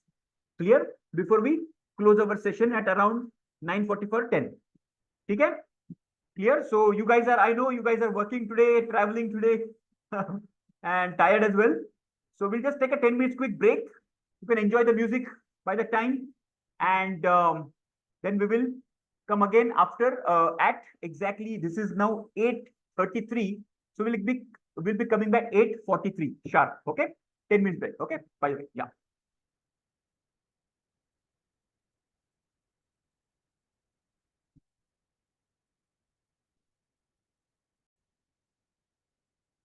All right. So yeah, before we go to the before we go to the AAA, the correction in our formula. I found out the correction in the formula, why it was not coming. So the correction in the formula is this. Okay, write down this formula. Now we will calculate it once again. NDC ka formula jo tha. What is the formula of NDC? NDC is equal to 1.41 into which is, this is, process variation. You can write down like this, process variation divided by GRR. Okay. And where will you find this? Now you need to find out, calculate now this 1.41 into PV, process variation, this. So we were actually calculating standard deviation and we were not calculating 6 into that. So you need to actually check this. Okay. What is the process variation? This one. So 1.41 is into 0.541042. So our mistake was we were only taking standard deviation. Okay. So the correction is this. And the GRR score is this one. The total GRR score, which is 0.084131. Can you just do the calculation and give me the answer now in the chat box? Approximately. There will be approximation and the nearest integer value we take, and that's our NDC, number of distinct categories. Okay. Let's do this calculation quickly. 1.41 is basically square root of 2. Okay. 1.41 is square root of 2 basically. Yeah. So yes, now it is right answer. So it was wrong selection of the data, a small error in the formula, but now this is right. 1.4 into PV, it is 9.06 or something like that. 9.06. If you do the calculation properly, it will come to 9.06, which is very close to 9. That's why number of distinct categories is 9, which is itself says it's the gauge is good. If it is more than 5 and more than 5, it is acceptable. If it is less than 5, then gauge is not able to see the smallest variation basically.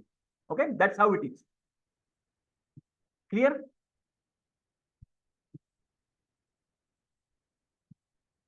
Yes.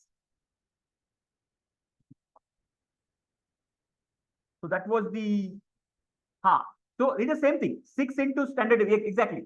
So if we would have multiplied that by 6, also we would have gotten the same answer. Okay. But we have only taken the standard deviation, not multiplied that by 6, and that was the mistake in the formula we have done. Okay.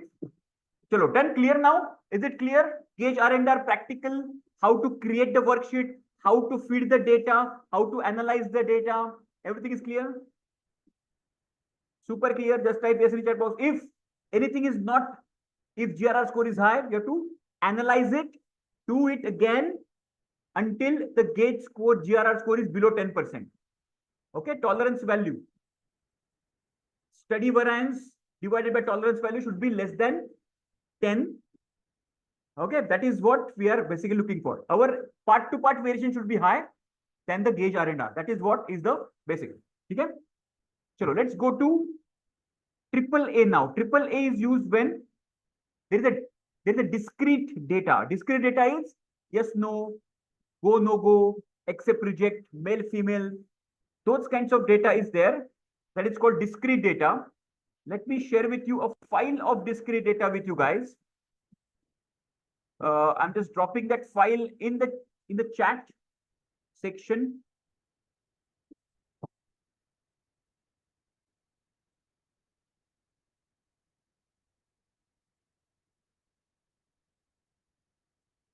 Yeah, can you just download this file quickly?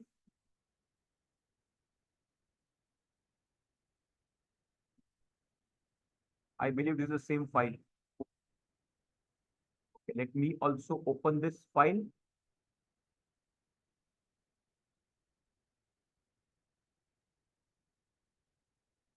Everybody, please open this file, which I have just given to you.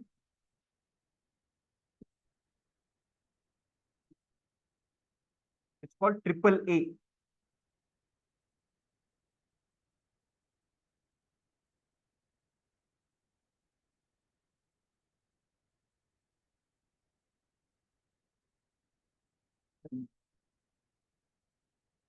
Triple A is attribute agreement analysis.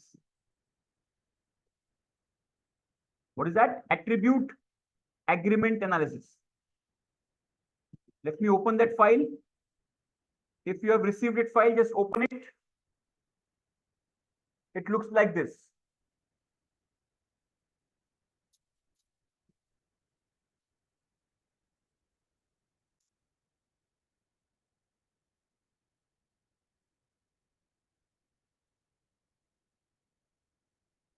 Okay, just done in a chat box if you open this file. Attribute agreement analysis. When you have attribute data, attribute means the discrete data. Yes, no. Okay. So the scenario is earlier we have we had the continuous data, right? We had a measurement. Now here there is no measurement. Imagine there are 10 loan files applications.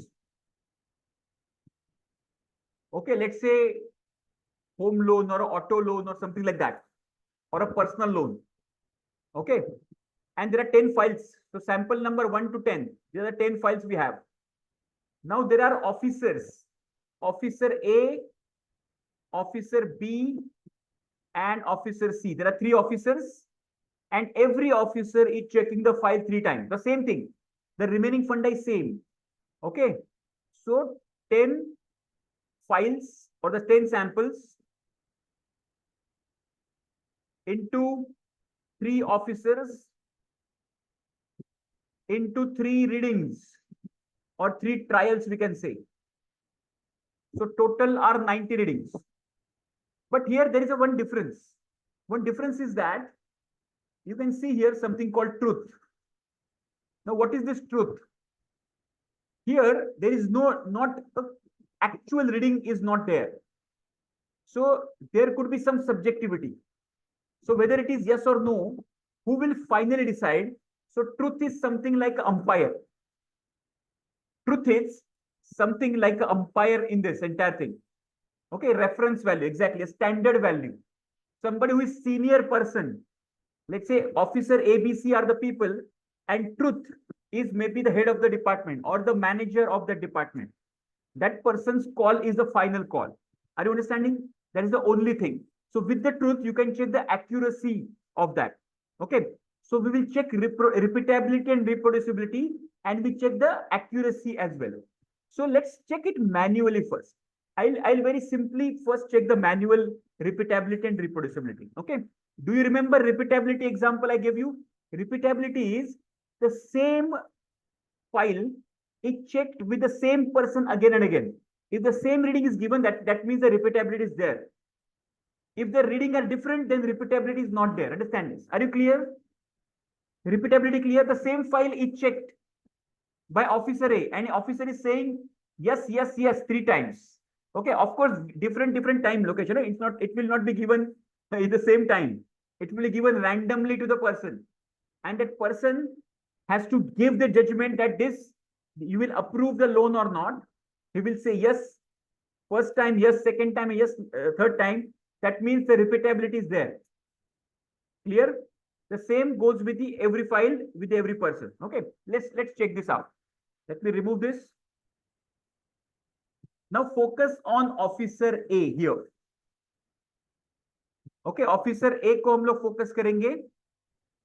First three columns. Okay, everybody. Now we will calculate the repeatability of officer A. We will calculate in percentage. Okay.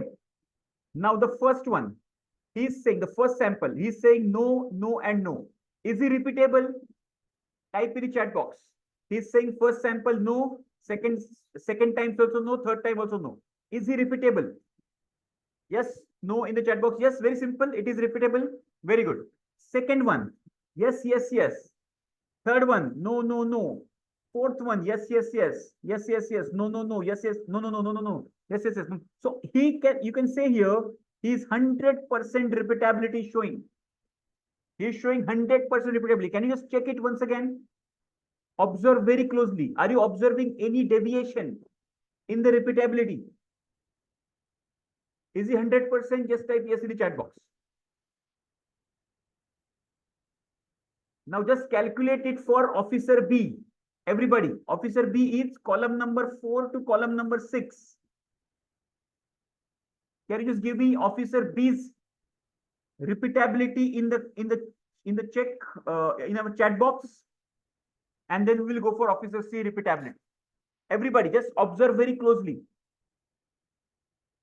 Officer B, what is the percentage repeatability? Type in the chat box.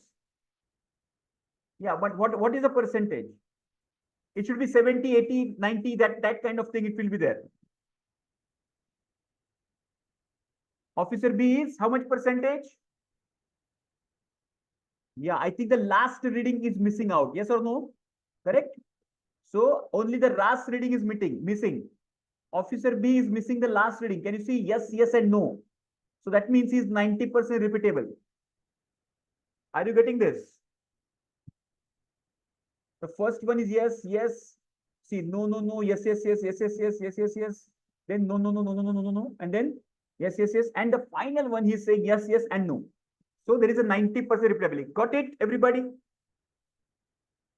Okay, what is officer C?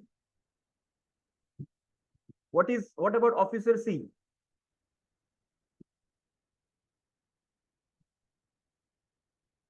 Yes, there are two times. So over here, you can see here, second reading, yes, no, and no. And you can see the second last reading, yes, no, and no. So he is 80% repeatable. Otherwise, he is repeatable. So can you see officer A is 100% repeatable. Officer B is 90% repeatable. Officer C is 80% repeatable. Are you clear with this? Just type yes in the chat box. Are you clear? Super clear. Any doubt in this? Very simple. Manual calculation we have done. Of course, we need not to do it manually. We will do it with the software, but I'm just explaining you the fundamental should be clear. Okay. Now let's come to reproducibility. How reproducibility checked? How reproducibility checked? All the readings, all the 9 readings you have to check. All the 9 readings you have to check, and not the truth. Truth will be accuracy of the reproducibility. Truth will be checked for the accuracy part of it. Okay. So for the reproducibility, we will check the horizontal one. For example, you can see here. No, no, no, no, no, no, no, no, no, no. So everybody is no. So this is right. Okay. The second one. No. So there is some deviation here. So this is failing. Reproducibility is failing here. Again, here also the third one also is failing. Can you see here? I'm just horizontally checking all the 9 readings for the reproducibility. You remember reproducibility is with other people, each other. Okay. So how to remember this? You need more than 1 people to reproduce. Correct? That's why you can just check reproducibility. Then here, So this is right. The fourth one is right. The fifth one is also right. The sixth one is also right. The seventh one is also right. The eighth one is also right. The ninth one is failing. And the 10th one is also failing. Can you see the reproducibility is 60%? How many of you can see that? Just check it yourself. Check it yourself first. Check it yourself first. Are you observing this?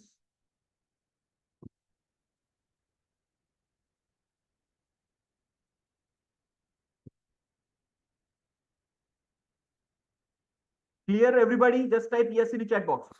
So repeatability and reproducibility, are you clear with this? Just type yes in the chat box. Clear hand? Super clear. Manual, this is a simple manual calculation.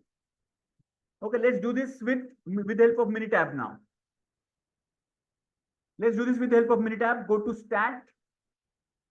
Go to quality tools. Here we can say attribute agreement analysis. Just click on AAA, attribute agreement analysis. Now over here, if you have, understand this, if you have data in one column itself, you can select that column and that sample, that appraisal. But we have multiple columns, so that we will select this. Now, we have to select everything. Let me just delete this. What we need to select now, just understand this. We have to select all these column data. Officer A, and just click on shift and click on the final one, Officer C. I repeat again.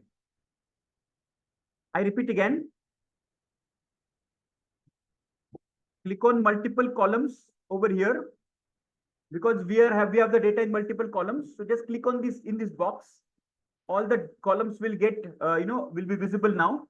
Just click on Officer A trial 1, C2 column. Just click on that, it will get selected. Don't double click on that, just select once. Just click on once and just click on shift and Officer C trial 3, so that all the 9 columns will get selected. Okay, and then click on select. So you will see, and scroll it down, scroll it up, you will see all the files have been selected. Officer A to Officer C trial 3, all the files have been selected. Okay, now number of appraisals 3, number of trials 3. Okay, if you want number of officer names you can put, or else you can just leave it as it is. And the standard you can put truth. Just select the column truth as a standard. Everybody with me?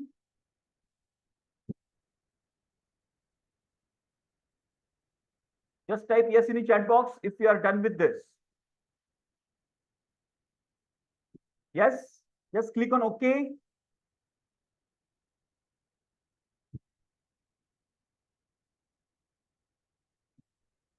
Just click on OK. You will get this graph. The first one is the graph. We will first check the graph. What is the graph? This is within the appraisal, within the people. This is the performance. This is called the actual average. If you remember, the first officer had 100% repeatability. The second one had 90% repeatability. Third one had 80% repeatability. You can see here 100, 90, this is 90%, and this is third one is 80%. And these lines are called 95% confidence interval. You can see here 95% CI. That means in the longer term, this officer 3 variation will be around 50 to 95. Okay, so this is the maximum and this is the minimum value. So that will be the variation. Okay, 95% confidence interval. It's a prediction about the population with this sample we are taking. Okay, this is we have done. This one is with the standard. This is called accuracy of repeatability. What is that? This is called accuracy of repeatability. What is accuracy of repeatability? Accuracy of the repeatability meaning your repeatability checked with the standard. Your repeatability checked with the standard is called accuracy of repeatability. So the first person is 100% accurate with the repeatability. Second person is 80% and the third person is also 80% accurate with the repeatability. Accuracy with the truth. This is meaning, are you understanding? So for example, here, let's say person one is saying the first sample, he's saying yes, yes, yes. That means he is repeatable. What is accuracy? If he is saying yes, yes, yes, and the truth is also saying yes, that means he is accurate with the repeatability as well. Are you understanding this? Just type yes in the chat box. So here it is individual performance with himself, and this is the performance with the truth. Clear hai ye? If he is saying yes, yes, yes, and truth is saying no, that means the accuracy is not there. Okay? That way, the first person is matching exactly 100%, but the second and third is matching 80%. That means the two are not matching with the truth. Clear hai? So this is the graph. Okay? Let's find out the sessions window. Click on the sessions folder and just scroll it up. The moment, yeah, I'll show you, Poonam. I'll show you. See, go to stat, go to quality tools, attribute agreement analysis. Okay. So if you have the data in one column only, you can select this attribute column and select that data. Okay. Like we had in the Gauge R&R. You remember in Gauge R&R, we had the names of the people and the readings in one column only. Do you remember that? Just type yes in the chat box. Do you remember the name and the column were in one column, right? So in that case, we would have used this kind of thing. But we have in this case, we have a different columns, right? So what we'll do, we'll select multiple columns. Now, if you click here, it will get selected. This will appear on the left-hand side. What you need to do, just click on this officer A trial 1. Click on shift. See, or otherwise you can do it manually. Double click on each and everything. Okay, I'm just giving you a shortcut. Just select one and then shift and select the last one. And just click on select. That's it. It will get selected. Clear? Clear, Poonam? Just give me yes in the chat box. Very good. Very good. Very good. Super. Okay, so this is the sessions window.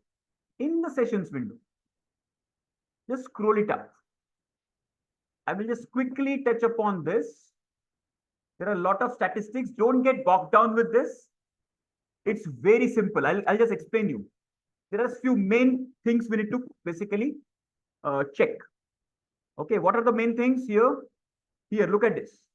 Within appraisals, you can see the first appraisal 100%, second 90%, third 80%. Yes, we have done that manually. Everybody, just type yes in the chat box. 100, 90, and 80. Correct? Yes, very good. The first one, 100% repeatability, 90% repeatability, and 80% repeatability. Yes. The second one, the Fleece Kappa value. Now, for this, they calculate the Fleece Kappa is the name of a statistician. That's why it is called Kappa value. Okay. So here, this value is 1. Now, when it is 100%, the Kappa value is 1. Okay. When it is 90%, the Kappa value is 0.86. When it is 80%, the Kappa value is 0.65. Okay. So we will not go deeper into what is the formula, etc. If you are interested, I can give you the formula, but that will not serve the purpose. Okay. Now, let's go down. Let's go down here. Again, this is with the standard, against the standard, which I've explained you in our in that graph. Okay. The first person 100%, second person is 80% accurate with standard, third person is 80% accurate with standard. Okay. What we are interested in, just scroll it at the bottom of it. Okay. This one, all appraisals versus standard, this kappa value we are interested in. And you can see here, this is the kappa value. Okay.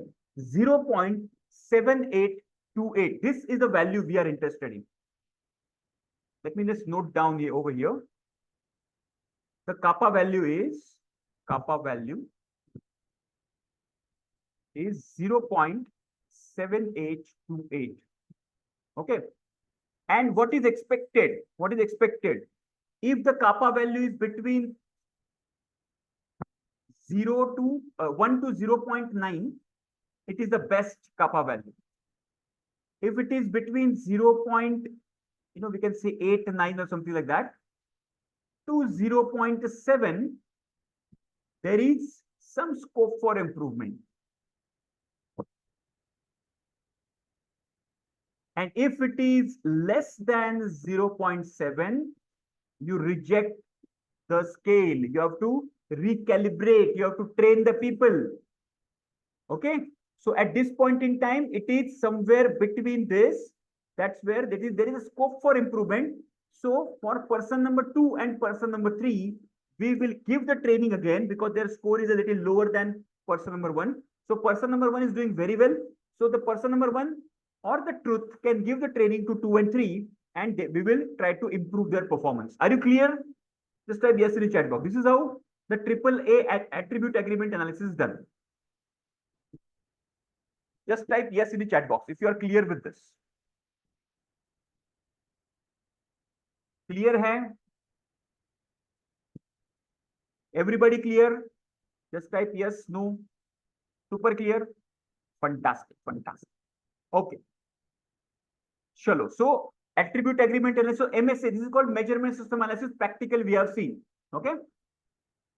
Now let me just go to the next part, which is nothing but I'll give you another file today. The file is called log transformation. How many of you have attended the transformation session which was taken by Amol sir, I think last week only? How many of you have attended that? I think it was on Saturday. How many of you attended? Just type yes in the chat box or me in the chat box. Yes? Fantastic. So let me just quickly run through that. This is the same file which we have, yes, the log transformation, etc. Okay. So there are a few people who did not attend that. Okay. See, whenever there is a live session and you are not able to attend it, you can check that live session in master class archive folder. Okay. Master class archive folder. So this is a folder in your LMS system given for your reference. You can go to n number of times, check the recording, do the practice. There's a practice file also given. The same file which I was shared, the same file was shared by Amol sir during that day as well. Okay. This is about, when it is, what you can say, the normality, process capability, etc. Okay. So we are talking about a normality of the data. So I'll just touch upon that quickly. And can you just open that file? Just open that file quickly.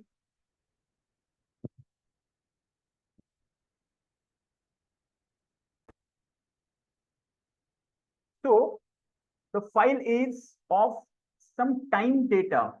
Okay. And even Amol sir also mentioned that day, wherever there is a time related data, okay, the lead time, cycle time, delivery time, breakdown time, if you are measuring the time element, you will find non-normal data. What is non-normal data, guys? Understand this. What is non-normal data? Non-normal data is, this is, let's say this is normal distribution. Okay. Which is symmetrical distribution, but non-normal distribution looks like this. Or it will look like this. Most of the time related data, see this type, now this is a normal distribution. This is called left hand skewed distribution, LHS, skewed, because the the tail of the distribution is extended on the left hand side, and this one is right hand skewed distribution, and most of the time related data will fall into this category. Okay, this kind of category. Some kind of a Weibull distribution, we call it as a Weibull distribution. Okay, I will cover Weibull distribution in master black belt in more details, but this is something like a Weibull distribution looks like. Okay, now how do you find out whether the data is normal or not? There are two types. One is called, we can check the histograms, or we can do Anderson-Darling normality test. Okay, so let's do this quickly. So this is the data here. Okay, there are some tests, there are some checkings which are going on, and they have collected how much time, minutes data. Okay, so you can see here, some CCU patient hematology is done, which took 210 minutes. Then the OPD patient, the chemical, some testing, chemistry testing is done. It took 300 minutes. Then again, the ER patient, ER unit patient. So this is the data, and we want to check whether there is a normality exists or not. Okay. So first we will do a histogram, select with fit, say okay, and select the time data. Okay, and say okay. So if you observe very closely, you will see here, this data is kind of a right hand side skewed data. Can you see here? Just type yes in the chat box if you can observe this. Just for the time column, just make a quick histogram, and you will observe that this data is not normally distributed. It is one side skewed. One side skewed distribution. I'll give you a simple practical example of skewed distribution as well. Let's say your everybody got this file and got this distribution. ये simple histogram करके देखो, time column का histogram करके देखो. You will find the same thing. The people who have done this on the last Saturday, they can do it easily. The people who are new, who did not attend this, for them it will be a little first time. Okay, clear? Very good. So this is called right hand skew distribution. Okay. Now I'll give you an example of this. I'll give you another example. Let's say you are in your office. In your office, there is a biometric system. When the biometric system is functioning properly, you will see people arriving. There will be a normal distribution of people arriving data. If you put the people arriving data, there will be a normal distribution. Okay. Now the one fine day, the biometric fails. The biometric system fails. What will happen?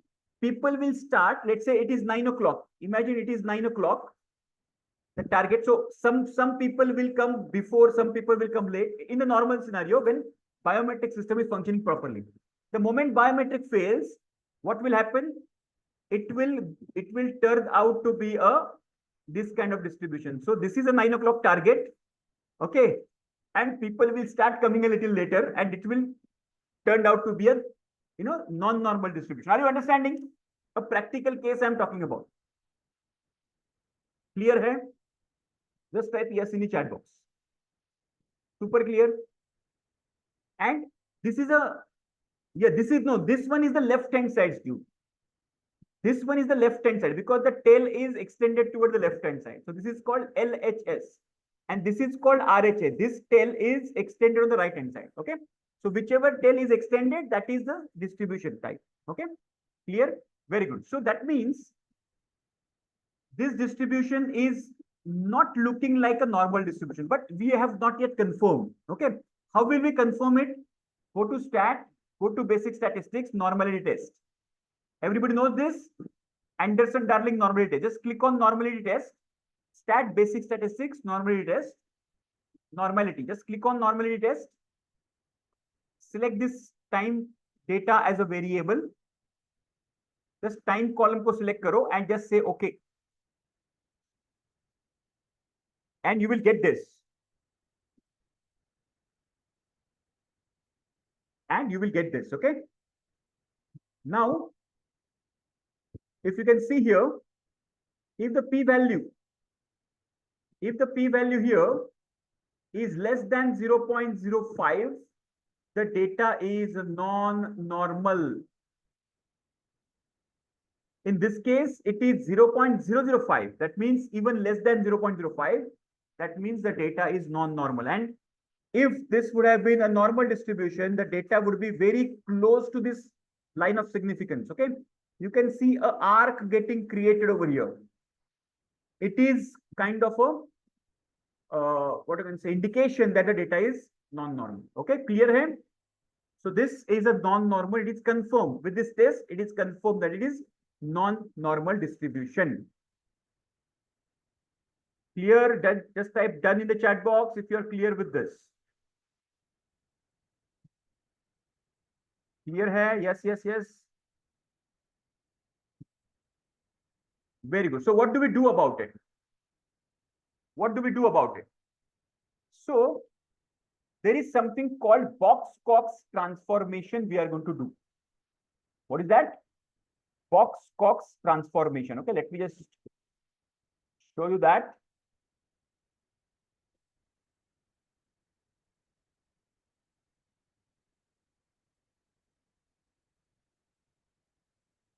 Yeah. So how do we do Box-Cox transformation? Let me share it once again. So I'm opening the same file. Click on the data. Okay. Now, how do we do Box-Cox transformation? Go to Stat.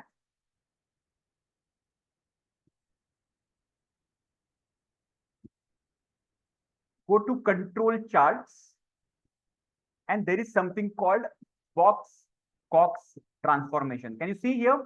Stat Control Charts, Box-Cox transformation. There are two types of transformation we will learn. Box-Cox and the Johnson transformation. I'll explain you when to use Johnson, when to use Box-Cox. Okay. So click on Box-Cox transformation. Here, all observations in one column or observations are in different. So right now, all the columns are in, all the observations are in one column. So select in one column. Okay. When you click here, select the time, double click on that. Subgroup size is 1 because every sample is individual. So just subgroup size is 1. And just click OK. I repeat again. Go to Stat Control Charts, Box-Cox transformation.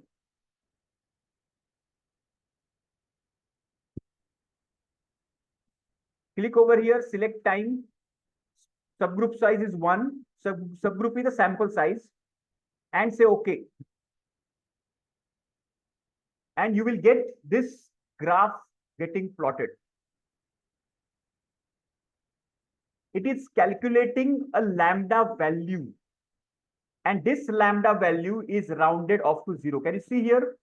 Lambda value rounded off to 0. This one, the cursor which I'm putting. When the lambda value is 0, I'll show you a conversion matrix here. You can see here, this is very, very interesting. Whenever your lambda value, there is a table which is given in the transformation section of your black belt. Okay. Here you can see the lambda value. Okay. When the lambda is 0, go for log transformation. You can see here. When the lambda value is minus 0.5, go for reciprocal square root. What is reciprocal square root? So whatever is the value, you can take 1 divided by that value.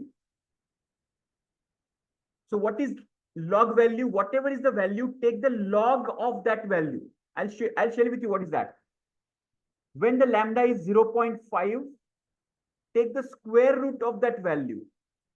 When the lambda is 1, there is no transformation required. 0 transformation. When the lambda value is 2, take the square of that value. When the lambda value is 3, take the cube of that value. take the lambda value is 4, take the raised to 4. If lambda value is 5, take the raised to 5 value of that data point.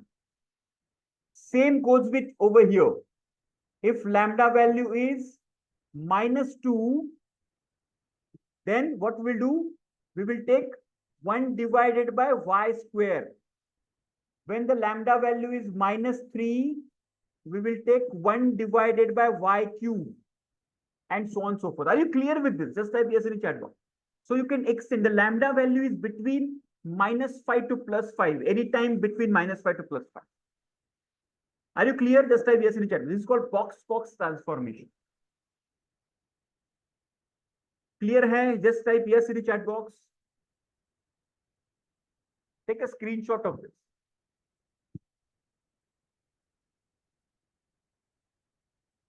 And just give me yes in the confirmation in the chat box. Understood? So in this case, lambda value is 0. So we'll do log transformation. What we'll do? Log transformation, right?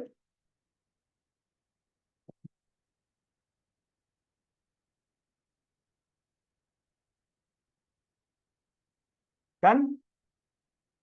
Very good. So what is log, by the way? How many of you remember log table in your 10 standard, 9 standard, 10 standard, all 11, 12 standard, or in engineering? You would have heard about log tables. Log tables, मालूम है सबको? What is log?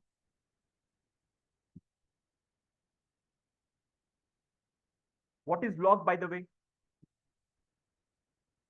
Write this down. Log to the base 10. Okay, so log 10 is equal to 1. Log to the base 10, 100. Log 100 is equal to 2. Why 2? See, because 10 raised to 1 is equal to 10, na? So this 1 is what we are taking. So understand this. So let me just clear this. So this is actual value and this is a log value. Okay. So to the 10, log to the base 10 value is 1. If the actual value is 100, the log value will be 2. If actual value is 1000, the log value is 3. What is that? It is 10 raised to 1. It is 10 raised to 2. It is 10 raised to 3. Can you understand this? Now you can understand. Yes, the Clark's table. Absolutely right. So you used to carry those tables, no? Clear hai? So instead of actual value, the software will calculate a log value of that, and then it will calculate the histogram, and it will be a normal distribution.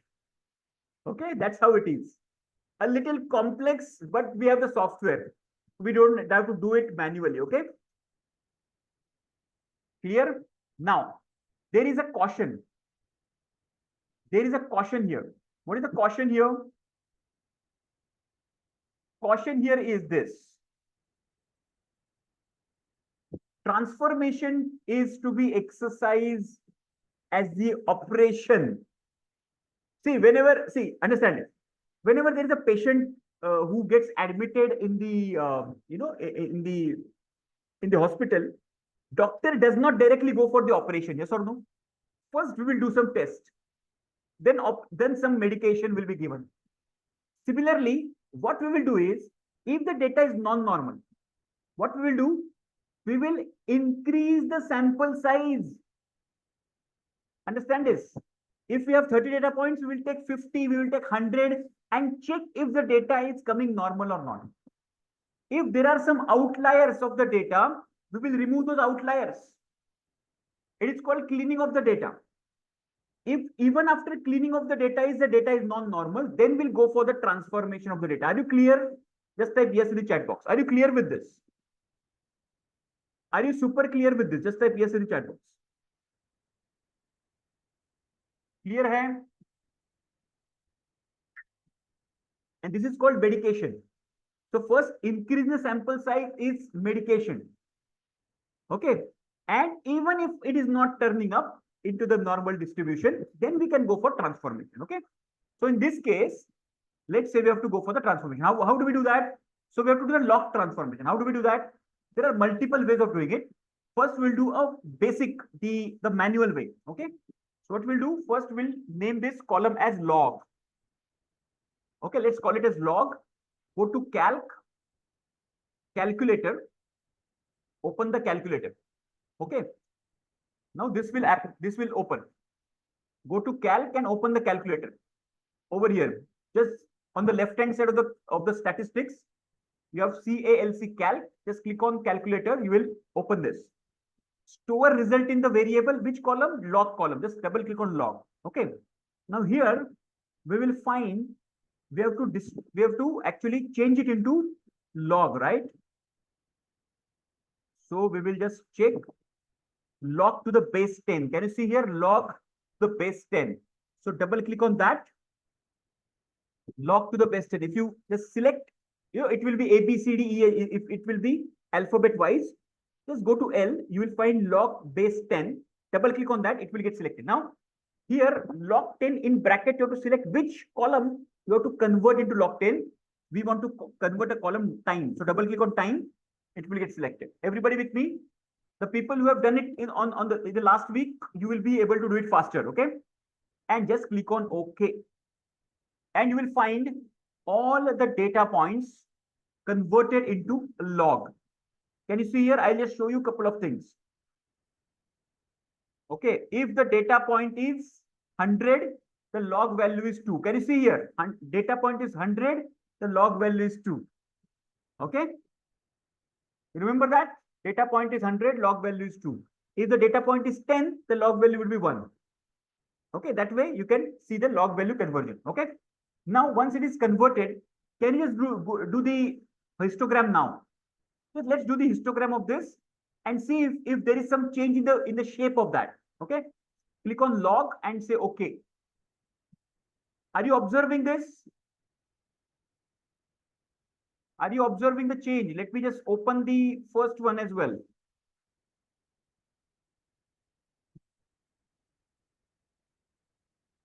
Can you see the differences, guys?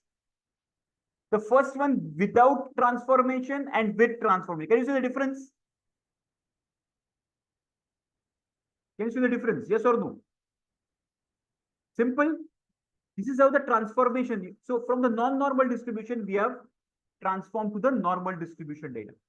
And why it is important? Because for the process capability, this normality is very, very important. For the process capability analysis, this normality is very, very important. Are you clear with me? Till now with me, just type yes in the chat box. Are you with me till now? Super. Now, with this transform data, we will have to do, we will do process capability. Okay. Yeah, I'll do it once again. I'll do it once again. ये आपने किया, right? This log have you done? Manoj Kumar ji, have you done this till log? From the calculator? Yes, just give me yes in the chat box. Go to calc. Yeah, okay. So once you have done this log, then just simple histogram, no? Go to graph and select histogram. Select with fit. And in the graph variable, select the log column. You will get this histogram, this one. Okay. Now we will do a process capability analysis. Okay. Now imagine the hospital has given the target of the lower specification limit LSL is, okay, so LSL and USL we want, right, for the process capability. So in this case, LSL is 100 minutes and USL is 300 minutes. So hospital has given LSL is 100 minutes. Now understand this. What will be the value of, so this is the actual value, right? These are the actual values. And what will be the log values of that? Log values of 300 minutes will be 300 minutes. You can see here. You can observe here. 2.47712. And what will be the log value of 100? it will be 2, which we already know, right? Log value of 100 is always 2, correct? So these are our USL and LSL. So now let's calculate our process capability. Okay. Now what we'll do, we will calculate the process capability. Stat quality tools capability analysis normal. Stat quality tools capability analysis normal. Just select normal. This will appear. Okay. Now we have to select the log data because the log data is the normal data. Okay. Subgroup size say 1. In the lower specification limit, okay, the lower specification is 100, so we have to put 2.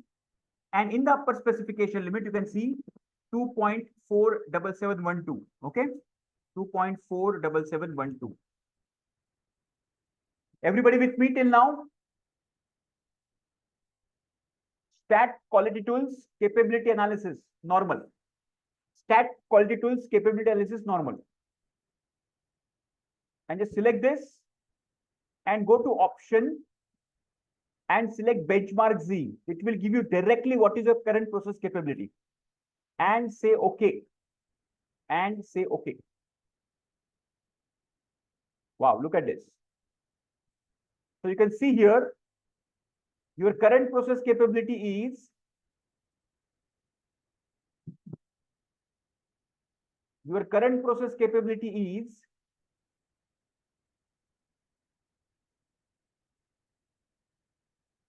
this one. Z score, the Z bench score is your current process, which is 0.17. So your process is minus 0.17 sigma process. It is in negative. Why it is in negative? Because your lower specification limit was how much? It was 2, right? 2.0. And your upper specification limit was 2.47, correct?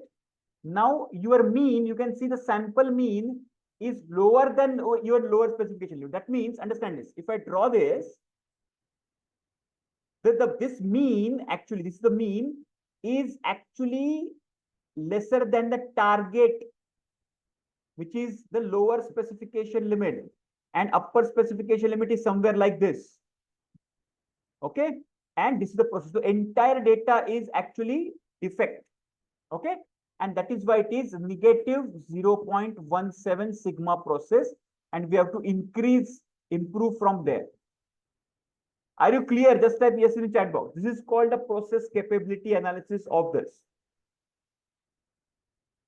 Clear hai? Just type yes in the chat box. Super clear? Super clear? Just type yes. Clear? So you have to have lower specification, upper specification limit. Just put that and you can calculate a Z score, and that is your process capability analysis. Very simple. Okay. Now understand this. Let me share with you something which is a shortcut for you. Now this is a simple basic long cut. First you calculate it. Let me go step by step. So what are the steps we have taken? First step is we check the normality, right? We check the normality of the data. So histogram, first is histogram, then normality, right? The p-value, correct? We have checked that. Right? After that, what we have done? Then we have found that p-value was lesser than 0.05. So what we did? We did the Box-Cox transformation and we checked the lambda value. From the lambda value, we found that it has to be done log transformation. So we did log transformation, and after log transformation, then we have done process capability analysis. Yes or no?